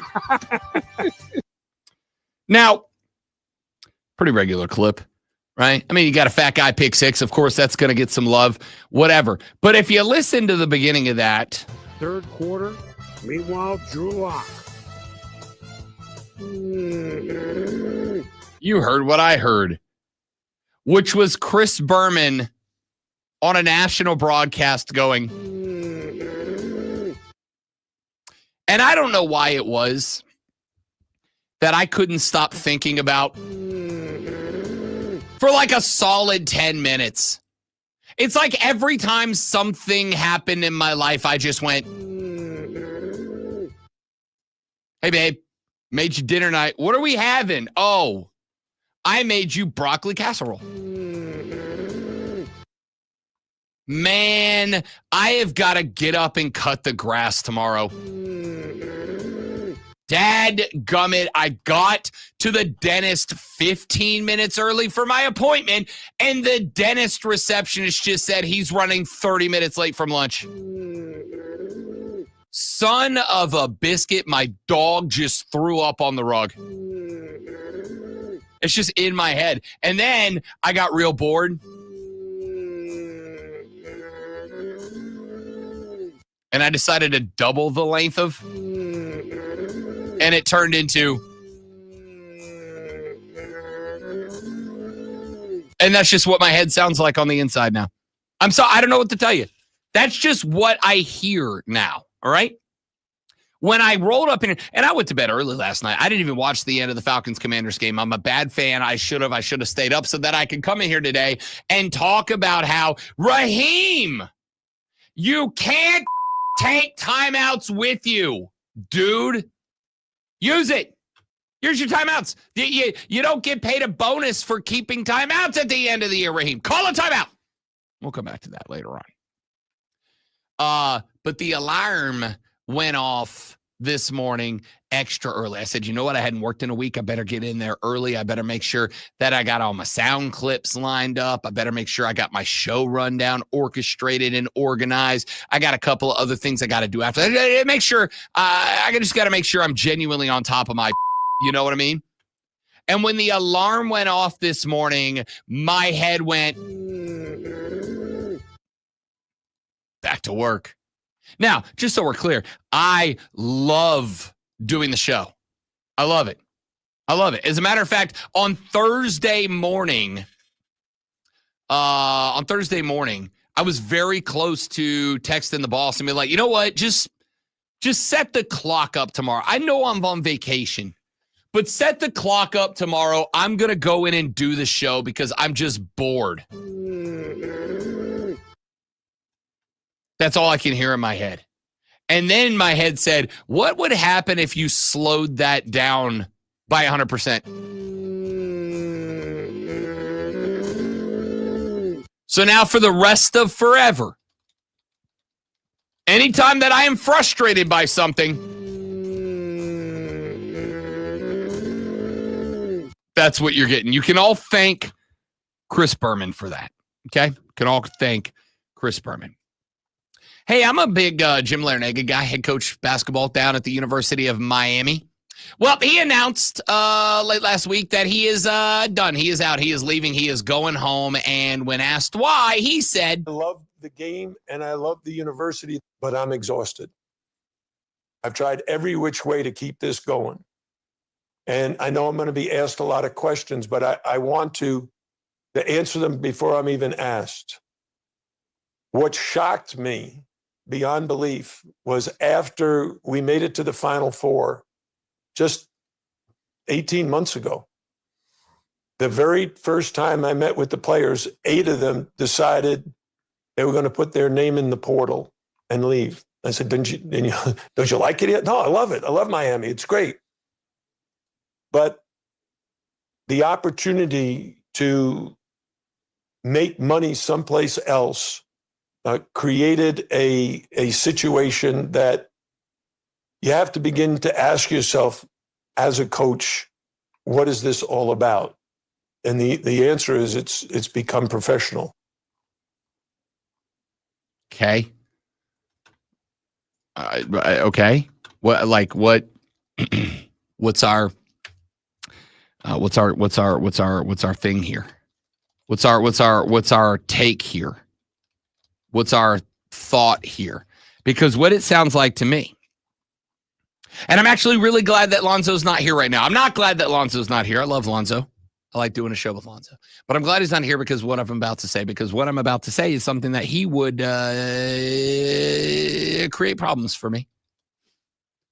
What this sounds like to me is a 75-year-old coach who doesn't want to adapt to what the game is anymore. And I'm not talking about the game of basketball. Jim Larrañaga, as he just pointed out, had a lot of success recently at the University of Miami. He was in a Final Four not but a couple of years ago. He was building a pretty good little basketball program down there at U.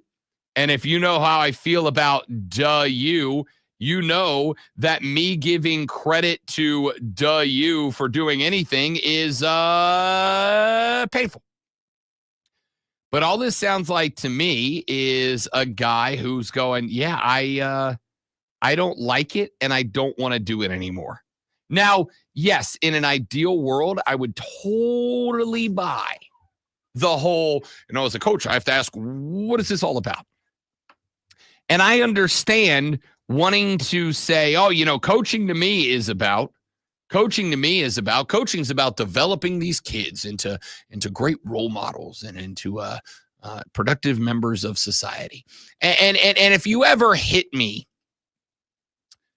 with that argument, IRL, as the kids say, if you and I are ever sitting down at a watering hole, if we had to ever head over to Three Friends Bar and Grill to grab a Jack and Coke and talk sports or whatever, right? If that ever happens and we get to talking about this subject and you say, Rob, college sports is about developing productive members of society, about turning these young men and women into winners and into leaders who will push American society further along. I'm going to say that's wonderful. Would you be saying the same thing if your team was like 2-31 as a college basketball program, but had a 100% graduation rate? See, the answer is no. The answer is no. And I know that because of a cat that used to coach at the University of Miami, that school we're talking about, by the name of Randy Shannon. Randy Shannon was the head coach of the football team down there. When Randy Shannon was in charge of the University of Miami, Miami had fewer arrests and a higher graduation rate than the other major public institutions in that state. And do you know what happened to Randy Shannon? He was fired. You know why he was fired? Because he wasn't good at coaching football. He was really good at getting kids to come to Miami and be good kids. He was really good at getting kids coming to Miami to stay out of trouble, to not go to prison, to go to their classes, to graduate with real degrees, etc., etc., etc. There was one major problem with Randy Shannon. That major problem was that Randy Shannon wasn't winning enough football games. And because he wasn't winning enough football games, Miami moved on from him. That's an idealistic view. And the unfortunate reality of the world is that sometimes you've got to look and go, things aren't always ideal. It would be wonderful and super, super, super stupendous if they were, but that's not how the real world works. It's just not. Here's my thought. If Jim Larrañaga wanted to keep a Final Four team together, if Jim Larrañaga wanted to keep a Final Four team together and make a run at a natty, Jim Larrañaga could have done that. Now, I'm not saying he didn't do this. I'm saying he could have done it better. Jim Larrañaga could have been down there pushing for the Miami NIL collective to figure out how much the guys on that team were being told they would make if they left the school, and to figure out a way to come up with that money. Let's keep it a buck here. This isn't the head coach at FIU. This isn't the head coach at Wake Forest. This isn't the head coach at the University of West Florida. It's funny to me, and I pointed this out before. When I was down in Florida, I used to be the basketball play-by-play guy for the University of West Florida Argonauts. My alma mater, let's go Argos. Big UW guy over here. I was the basketball play-by-play broadcaster for the University of West Florida. I would go to UWF games, and I would sit down, and I would call basketball games.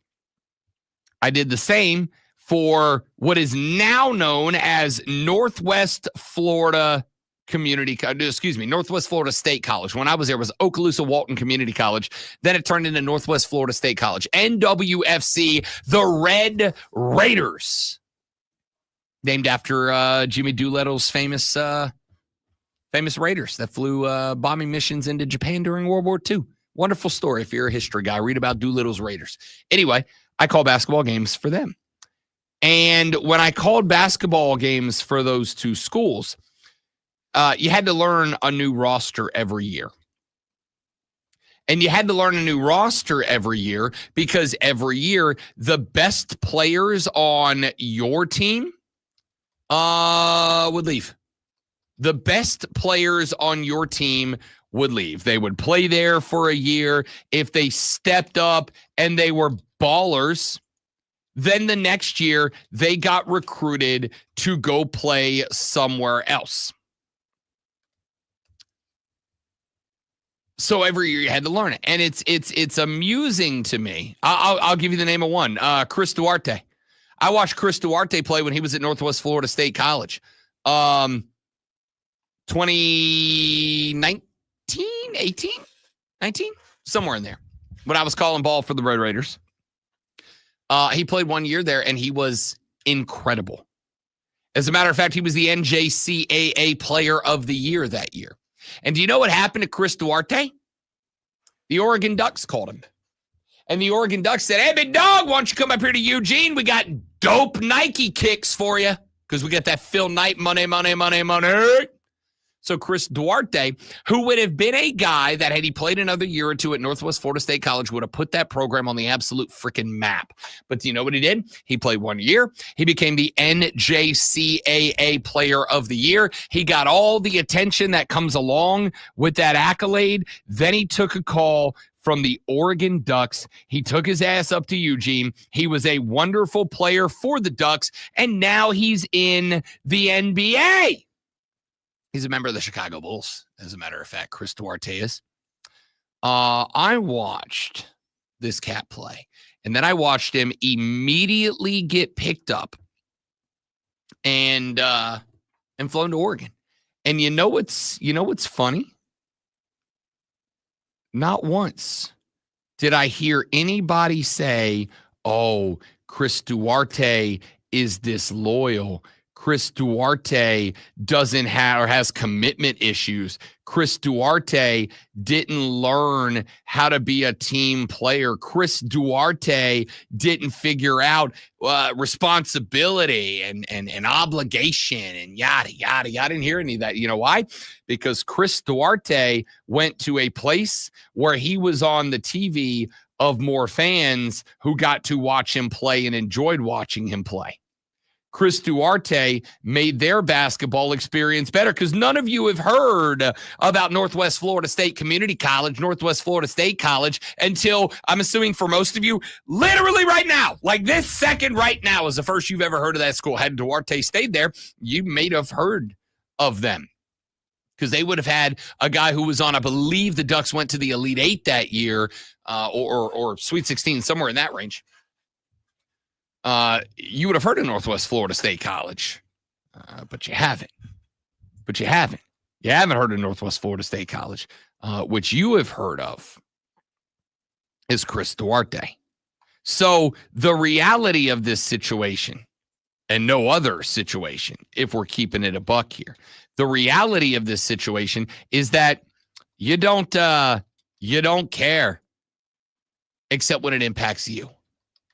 I suspect that Jim Larrañaga at Miami, when NIL and transfer portal wasn't the thing, I suspect that Jim Larrañaga didn't have a big problem when guys came down to DU to play for him there, but they did it because of the super hot chicks wearing bikinis in Miami.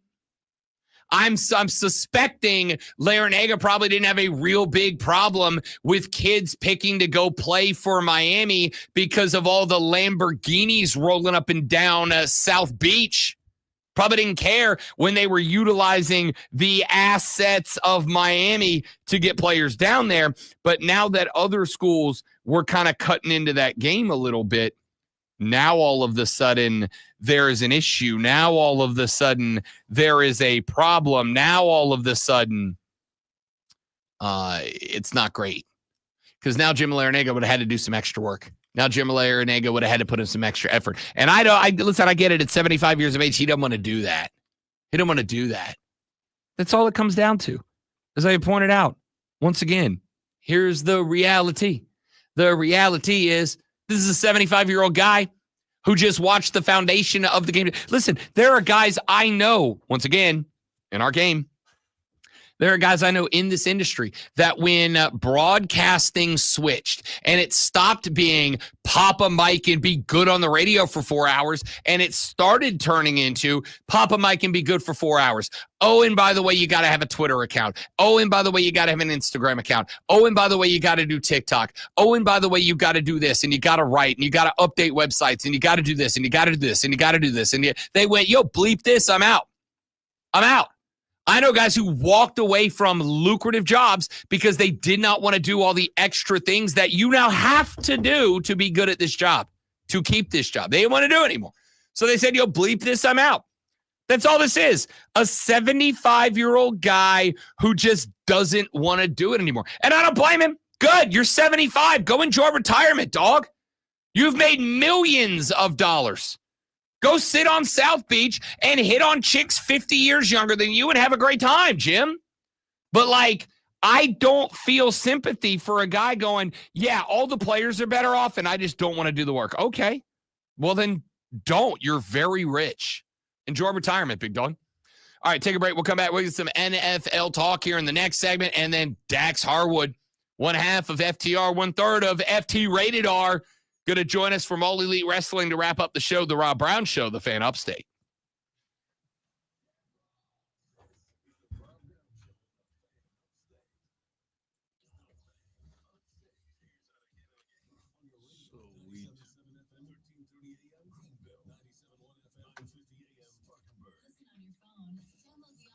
All right. Shit. What was that last one? Your smart speaker. Just say play 97 The Fan Upstate on your HD radio at WFBC HD3. Yep. That's pretty much it, James. That's pretty much it.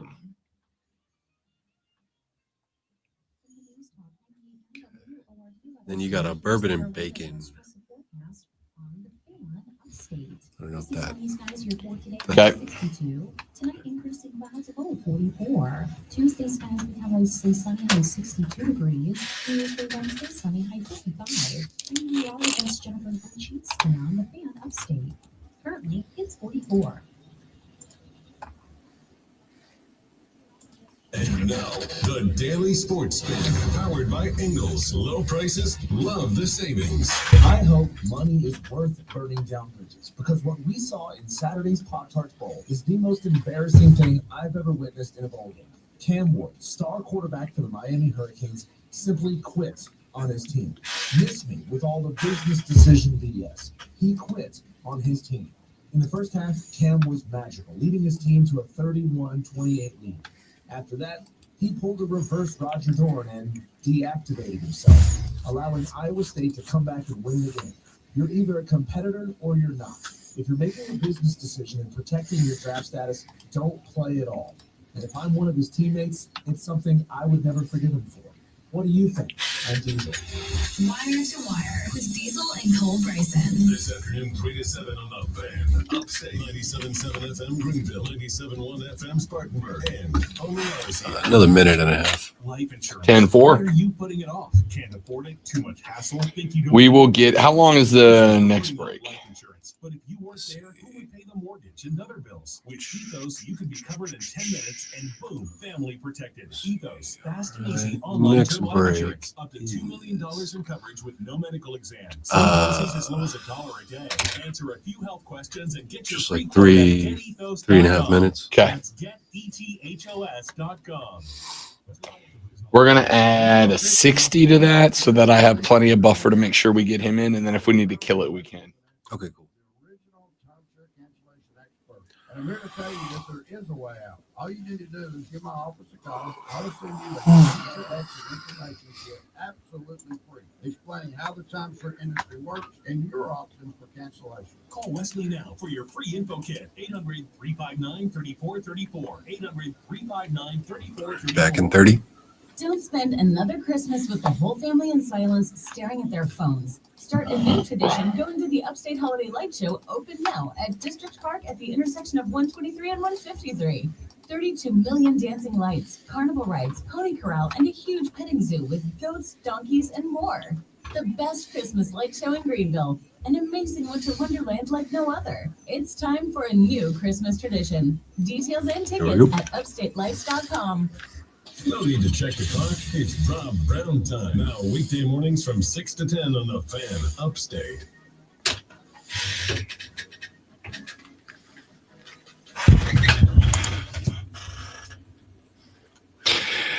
You know what? I do want to talk some NFL, but I'm gonna get to this Cam Ward thing here for just a second because I find it very interesting. You heard Diesel talking about it there during the wire-to-wire sports spin.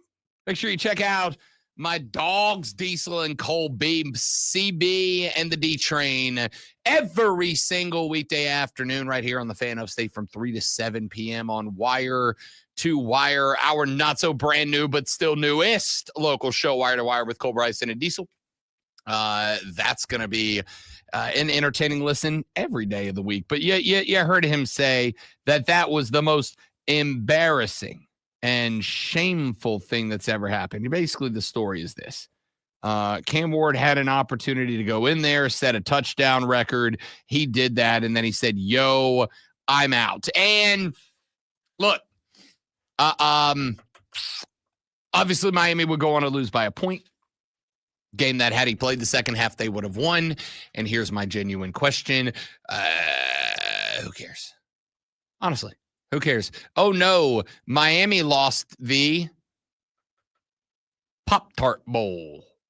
A game that, and I mean this, as I scrolled around social media after the game was over, do you know what I saw primary highlights of more than anything else?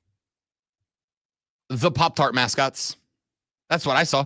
I saw the Pop-Tart. For instance, I saw, for instance, at one point, they resurrected the dead and eaten Pop-Tart from last year. They resurrected him. Like they played a tribute, like an RIP tribute video to the, I believe it was a strawberry Pop-Tart last year. The one that got ate after being ritualistically sacrificed in the giant toaster. Yeah, they did a whole ass tribute video as if it was an actual thing that actually died. And then after the video was over, that Pop-Tart arose from the scoreboard. And here's the best part. At the end of last year, after the team ate the Pop-Tart and they showed the remains of the consumed Pop-Tart, they literally made the new Pop-Tart mascot have the same I've been eaten icing on the top of him. So they resurrected, but did not fix the dead Pop-Tart from last year. That was the highlight of the game. No, that's not true. The highlight of the game was the beginning when they introduced the new 3 Pop-Tart mascots, and the first Pop-Tart mascot ran to the center of the field and ripped off his silver wrapper like Hulk damn Hogan at WrestleMania 3. Can I tell you what I didn't see? What I didn't see were highlights of the damn game anywhere. Nobody cares. So what did Cam Ward do? Cam Ward, see, this is why I like having the stream, because my man Joey B just came in here and got exactly where I was going. Cam Ward, says Joey B correctly, what I was going to say. Cam Ward took all the injury risk that comes with 17 practices getting ready for a bowl game. Cam Ward took all the injury risk that come with going out there and playing a first half. Now, did he only do it for personal glory? Maybe. But here's the thing. I'm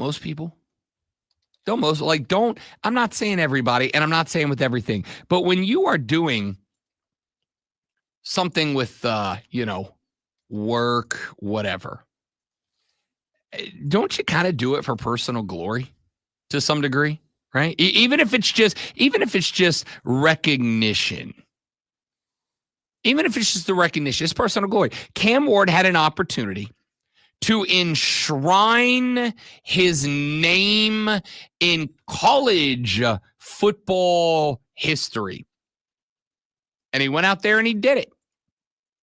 Is he a bad guy? Should he have passed on the opportunity to enshrine his name in the annals of college football history in order to what? Let's keep it a buck. Make it even harder for his team to win the game? Because here's the thing. If Cam Ward decided to play 0 college football this weekend, if he decided to play not at all in this bowl game and 100% dedicate himself to getting ready for the National Football League draft, Miami would have had to go to a backup quarterback. And do you know how that would have gone? Worse than it did. So the whole concept about, he quit on the team. He didn't have to play in the first place. He gave you 1/2 of Cam Ward football. He gave you 1/2 to go try to win a game that, again, none of you care about. You all care more about the Pop-Tart mascots than you cared about this game. Tell me I'm wrong. Because I went to social media and I was looking around afterwards, because I do believe that social media gives you a better representation of what the people want to talk about than watching TV highlights, man. Like, it kind of is what it is. And the only thing that I saw was Pop-Tart mascots. That's it. I saw Pop-Tart mascot highlights. And don't get me wrong, it was kind of awesome. They're great. I got to tell you, the Pop-Tart mascots do a hell of a job being entertaining. One of them, crept up on a referee, was going to mess with him. The referee turned around and he ran off to the side. It was absolutely hilarious. All right. The Pop-Tart mascots, phenomenal work to the actors. But here's the thing. This cat decided with multi-million dollars worth of NFL contract money on the line, said, I'll tell you what, I'll give you 1/2. He didn't have to give you anything. He could have said, bleep this, I'm out, headed to the show. But he didn't. He showed up and he played and he gave you 1/2, and he gave you a really good 1/2, gave you a really good 1/2 of football before he said, all right, I've got myself in the record books. I will forever be described as one of the most efficient passing quarterbacks in the history of the National Football, of college football before I head to the National Football League. He gave you 1/2. He gave you a position to win. You didn't do it. And then he took off. What would you have had him do? Not play at all? Make the backup play the whole time and have a 0% chance of winning? Or at least give you 1/2, man. At least give you 1/2. I got to tell you right now, and I've said this before and I'll say it again. If I'm in a spot where I can do one of two things, something that you really, really appreciate from me and I get no dollars, or something that makes you actively dislike me as a person, but I get $20 million, do you know which of those two things I'm going to do? I'm going to do the thing that makes you think that I am the biggest absolute piece of in the world. And I'm going to go wipe my sad tears away with $100 bills. This man did not have to play it down. Didn't have to play it down.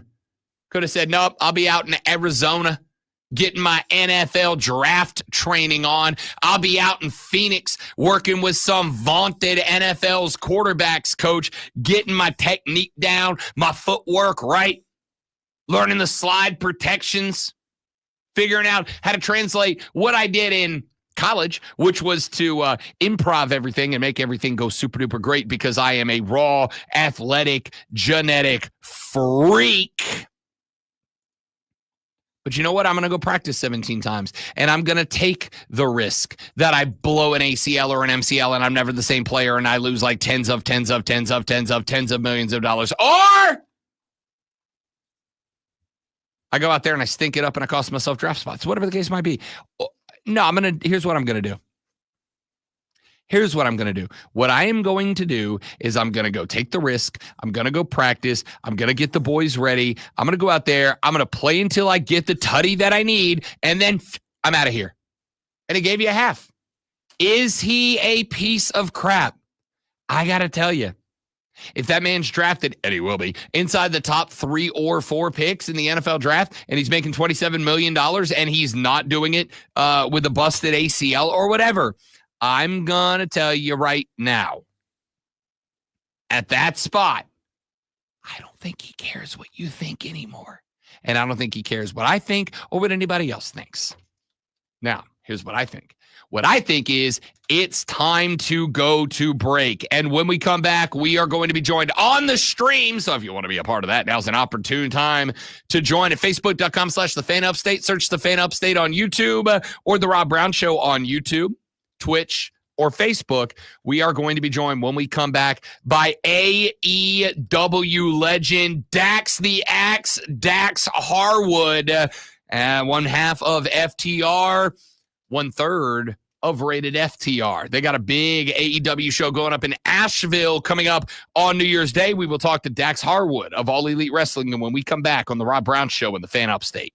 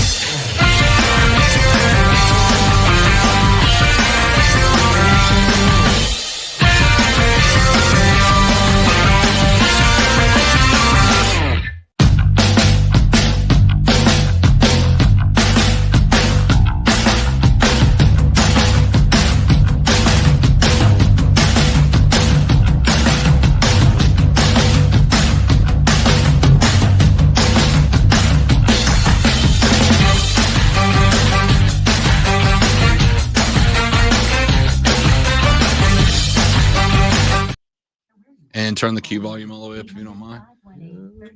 What's up, big dog? Welcome in, man. Great to have you, brother. Yo, what's up, y'all? How are you? Well, another day in paradise, man. How are you? Not too bad. Good. Yeah, landed yesterday from our pay-per-view, and now trying to shake off the effects of jet lag, which sucks. Yeah, I believe it. But at least you're relatively close to home for the next one. The next few ones, actually. Yeah, we got Asheville, Charlotte, Knoxville coming up, Georgia, Athens, Georgia. So yeah, right around the same area. So you're near Asheville, right?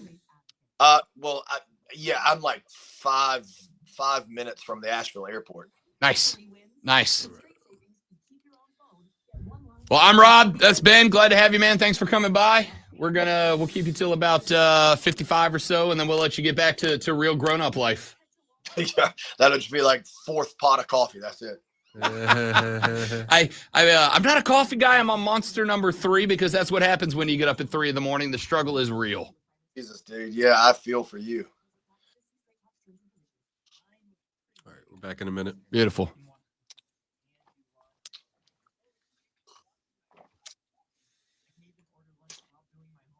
What's your opinion on bowl games, Dax? Non-playoff bowl games.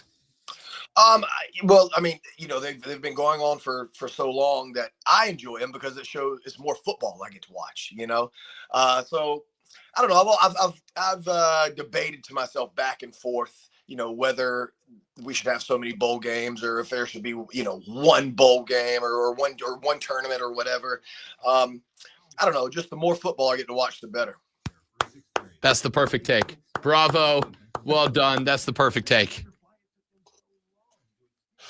Mainly because it's also mine, and I have an ego. What do you want? It's a great take. Yeah, and the more football games I get, the more tequila I get to drink. So win-win for me. It literally is the perfect take. Bravo. All right, we're back in 5. All right, here we go. All right, take that out of queue and make sure we get that turned on. I believe. Yeah.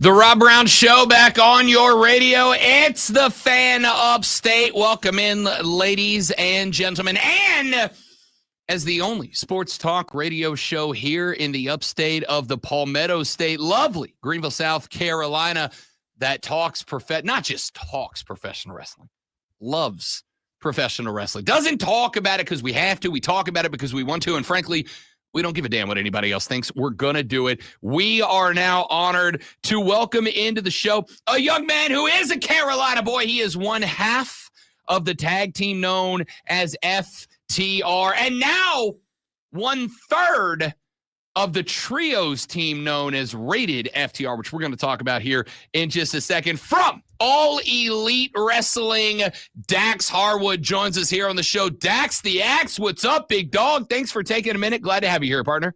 The very first thing you said was a young man. I don't know who you're talking about with this. It ain't me. I mean, young relative. You stood next to Adam Copeland a couple of days ago, you relatively speaking. Well, yeah, but he's 10 years older than me, but looks 10 times better than me. So, it's a lose-lose situation for me anyway. It doesn't matter. Story of my life. Welcome to it. That's just how it goes. Dax Harwood joining us here on the Rob Brown Show and the Fan Upstate for a lot of different reasons. The first is because we had a stellar pay-per-view, World's End, a couple of days ago. We got another one coming up on New Year's Day, is Fight for the Fallen, taking place up in Asheville, North Carolina. Dax, of course, a Carolina kid. So I got to imagine it's got to feel pretty great, not just to have another Fight for Fallen. I was at one of the first ones down in Jacksonville. I have been an AEW fan since the inception of this company. I have enjoyed every Fight for the Fallen. But to have that event, which is not just an important event to what's happening in AEW, but for the purposes and the charitable efforts that are connected to it, to have that event and have it right there in your own backyard, Dax Harwood, it's got to feel pretty good for you. Oh, it's incredible. I mean, dude, this is the first time ever AEW is going to be simulcasted from TBS and from Max, So it's a huge show for our company, maybe the biggest show in our television history.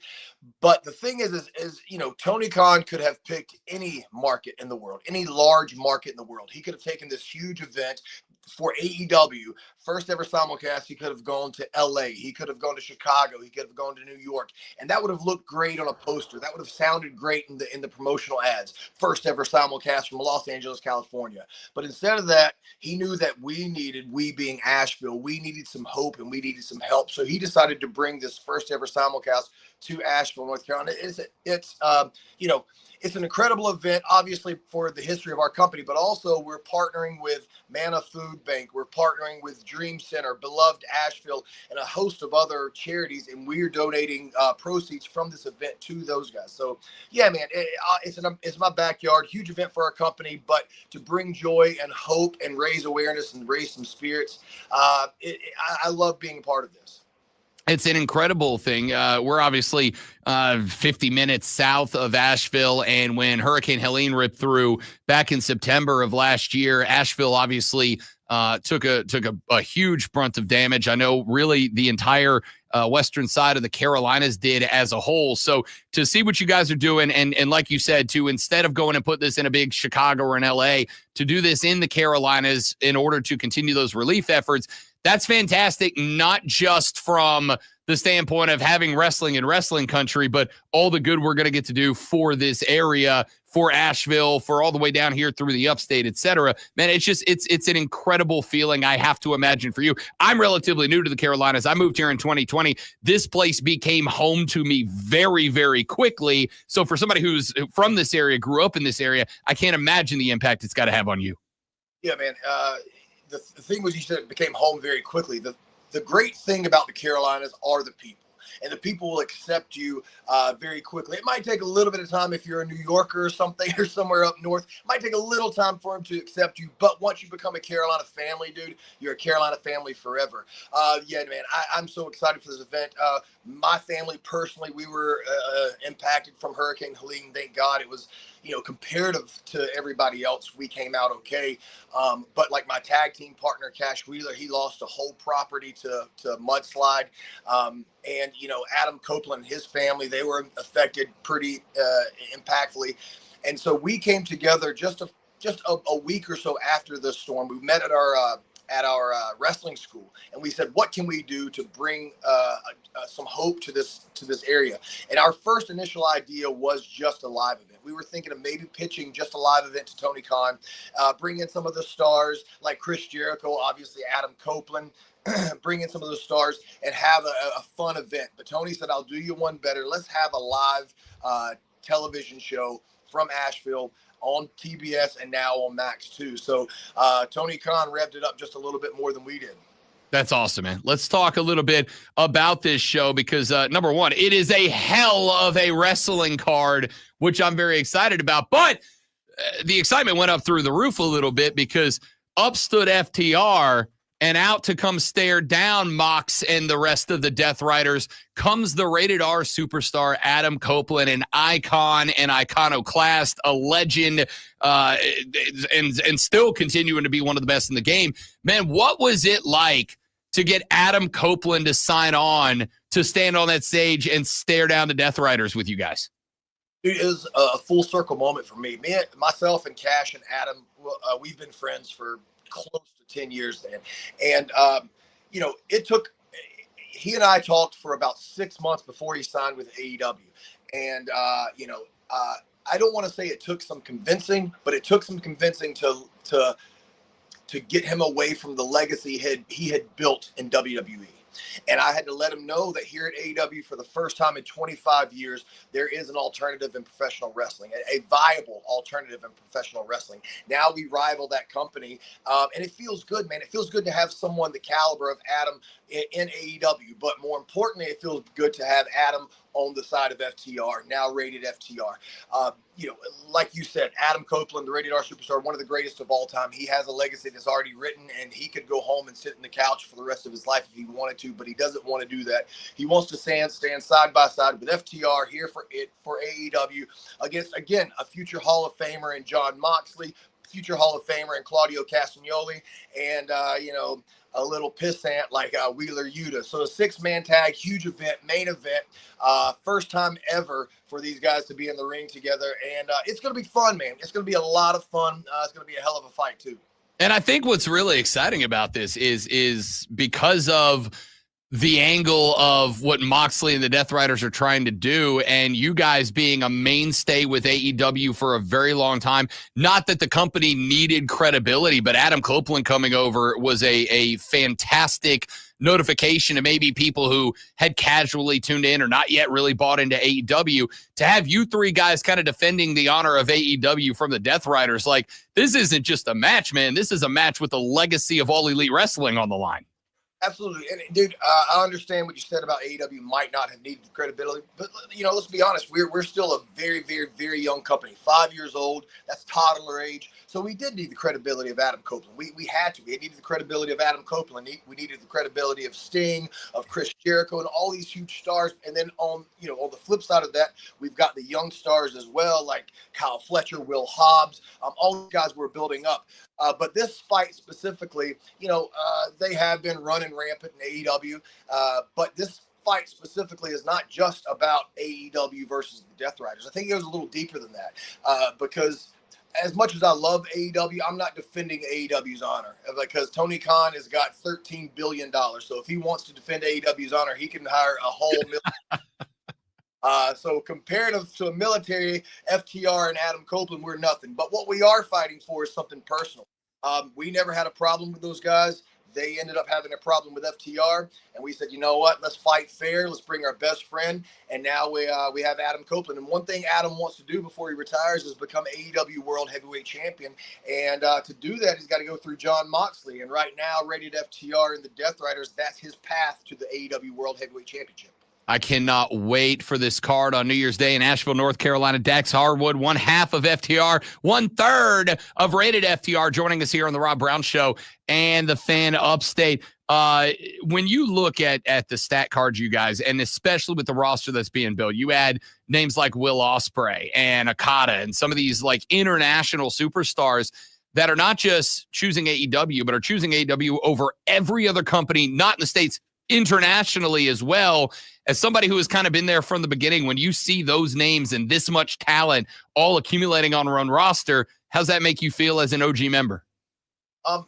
It makes me feel like there's hope for professional wrestling. Here's the thing. There is no us versus them. That was created online. That was created through social media. It's wrestling. It's pro wrestling, and it's a win-win situation for pro wrestling. We just had a sold out crowd in Orlando, and right down the street, so did our competition, WWE. They had a great crowd as well, and that was a win-win for Orlando. That was a win-win for professional wrestling. I think with Okada, who will go down as one of the greatest professional wrestlers of all time, Will Ospreay, who eventually will go down as maybe the greatest in-ring performer of all time. The reason they chose, it's not that they chose AEW over WWE or AEW over New Japan. They just chose professional wrestling because they know that AEW is something they can help build from the ground up. And if they have a hand in building something from the ground up and it is successful, then years and years and years to come, wrestlers have an option. They have a viable option. They can make money, not just going to one place, not just going to one monopoly. They can spread their wings and go to different places. And now professional wrestling has option, has choices for the wrestlers, but also for the fans too.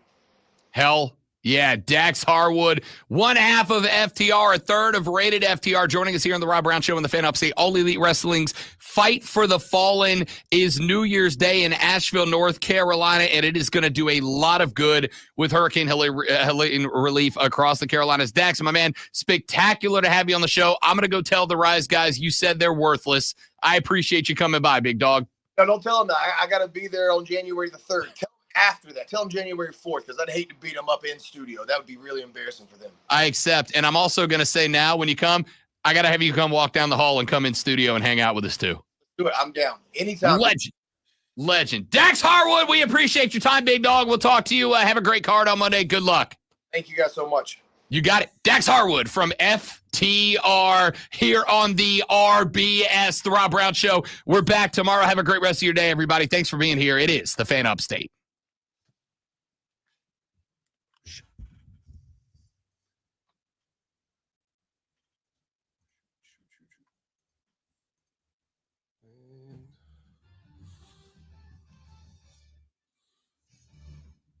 Nope, man. Boom. Sorry. Sorry, we don't do that at the end of the last hour. Good stuff. That's my fault. Bad way to be on the ball. We are great. Then we're in great shape. Dax is awesome. That was great. I that's the first time I've actually gotten to talk to him. I've not had the opportunity to talk to Dax Harwood in the past. He's been in this building, and I've just missed him. He's obviously friends with the Rise guys over on the Planet, and he's been in here a bunch of times. And it just hasn't worked out to have him on the show. But as interviews go, that was. I looked up at the clock, and I'm like, oh crap, we only have 2 minutes left. Like it was just flying through. Perfect. I'm looking at this. What's this Twitter X spot? I have no idea. No, kill that. That's a segment we do in the last segment, but we're not going to do it because of that. That's cool. Yeah, Dax was awesome. I genuinely could have Dax Harwood sit down and do a 4-hour podcast with him and feel like it was over in 30 minutes. That was phenomenal.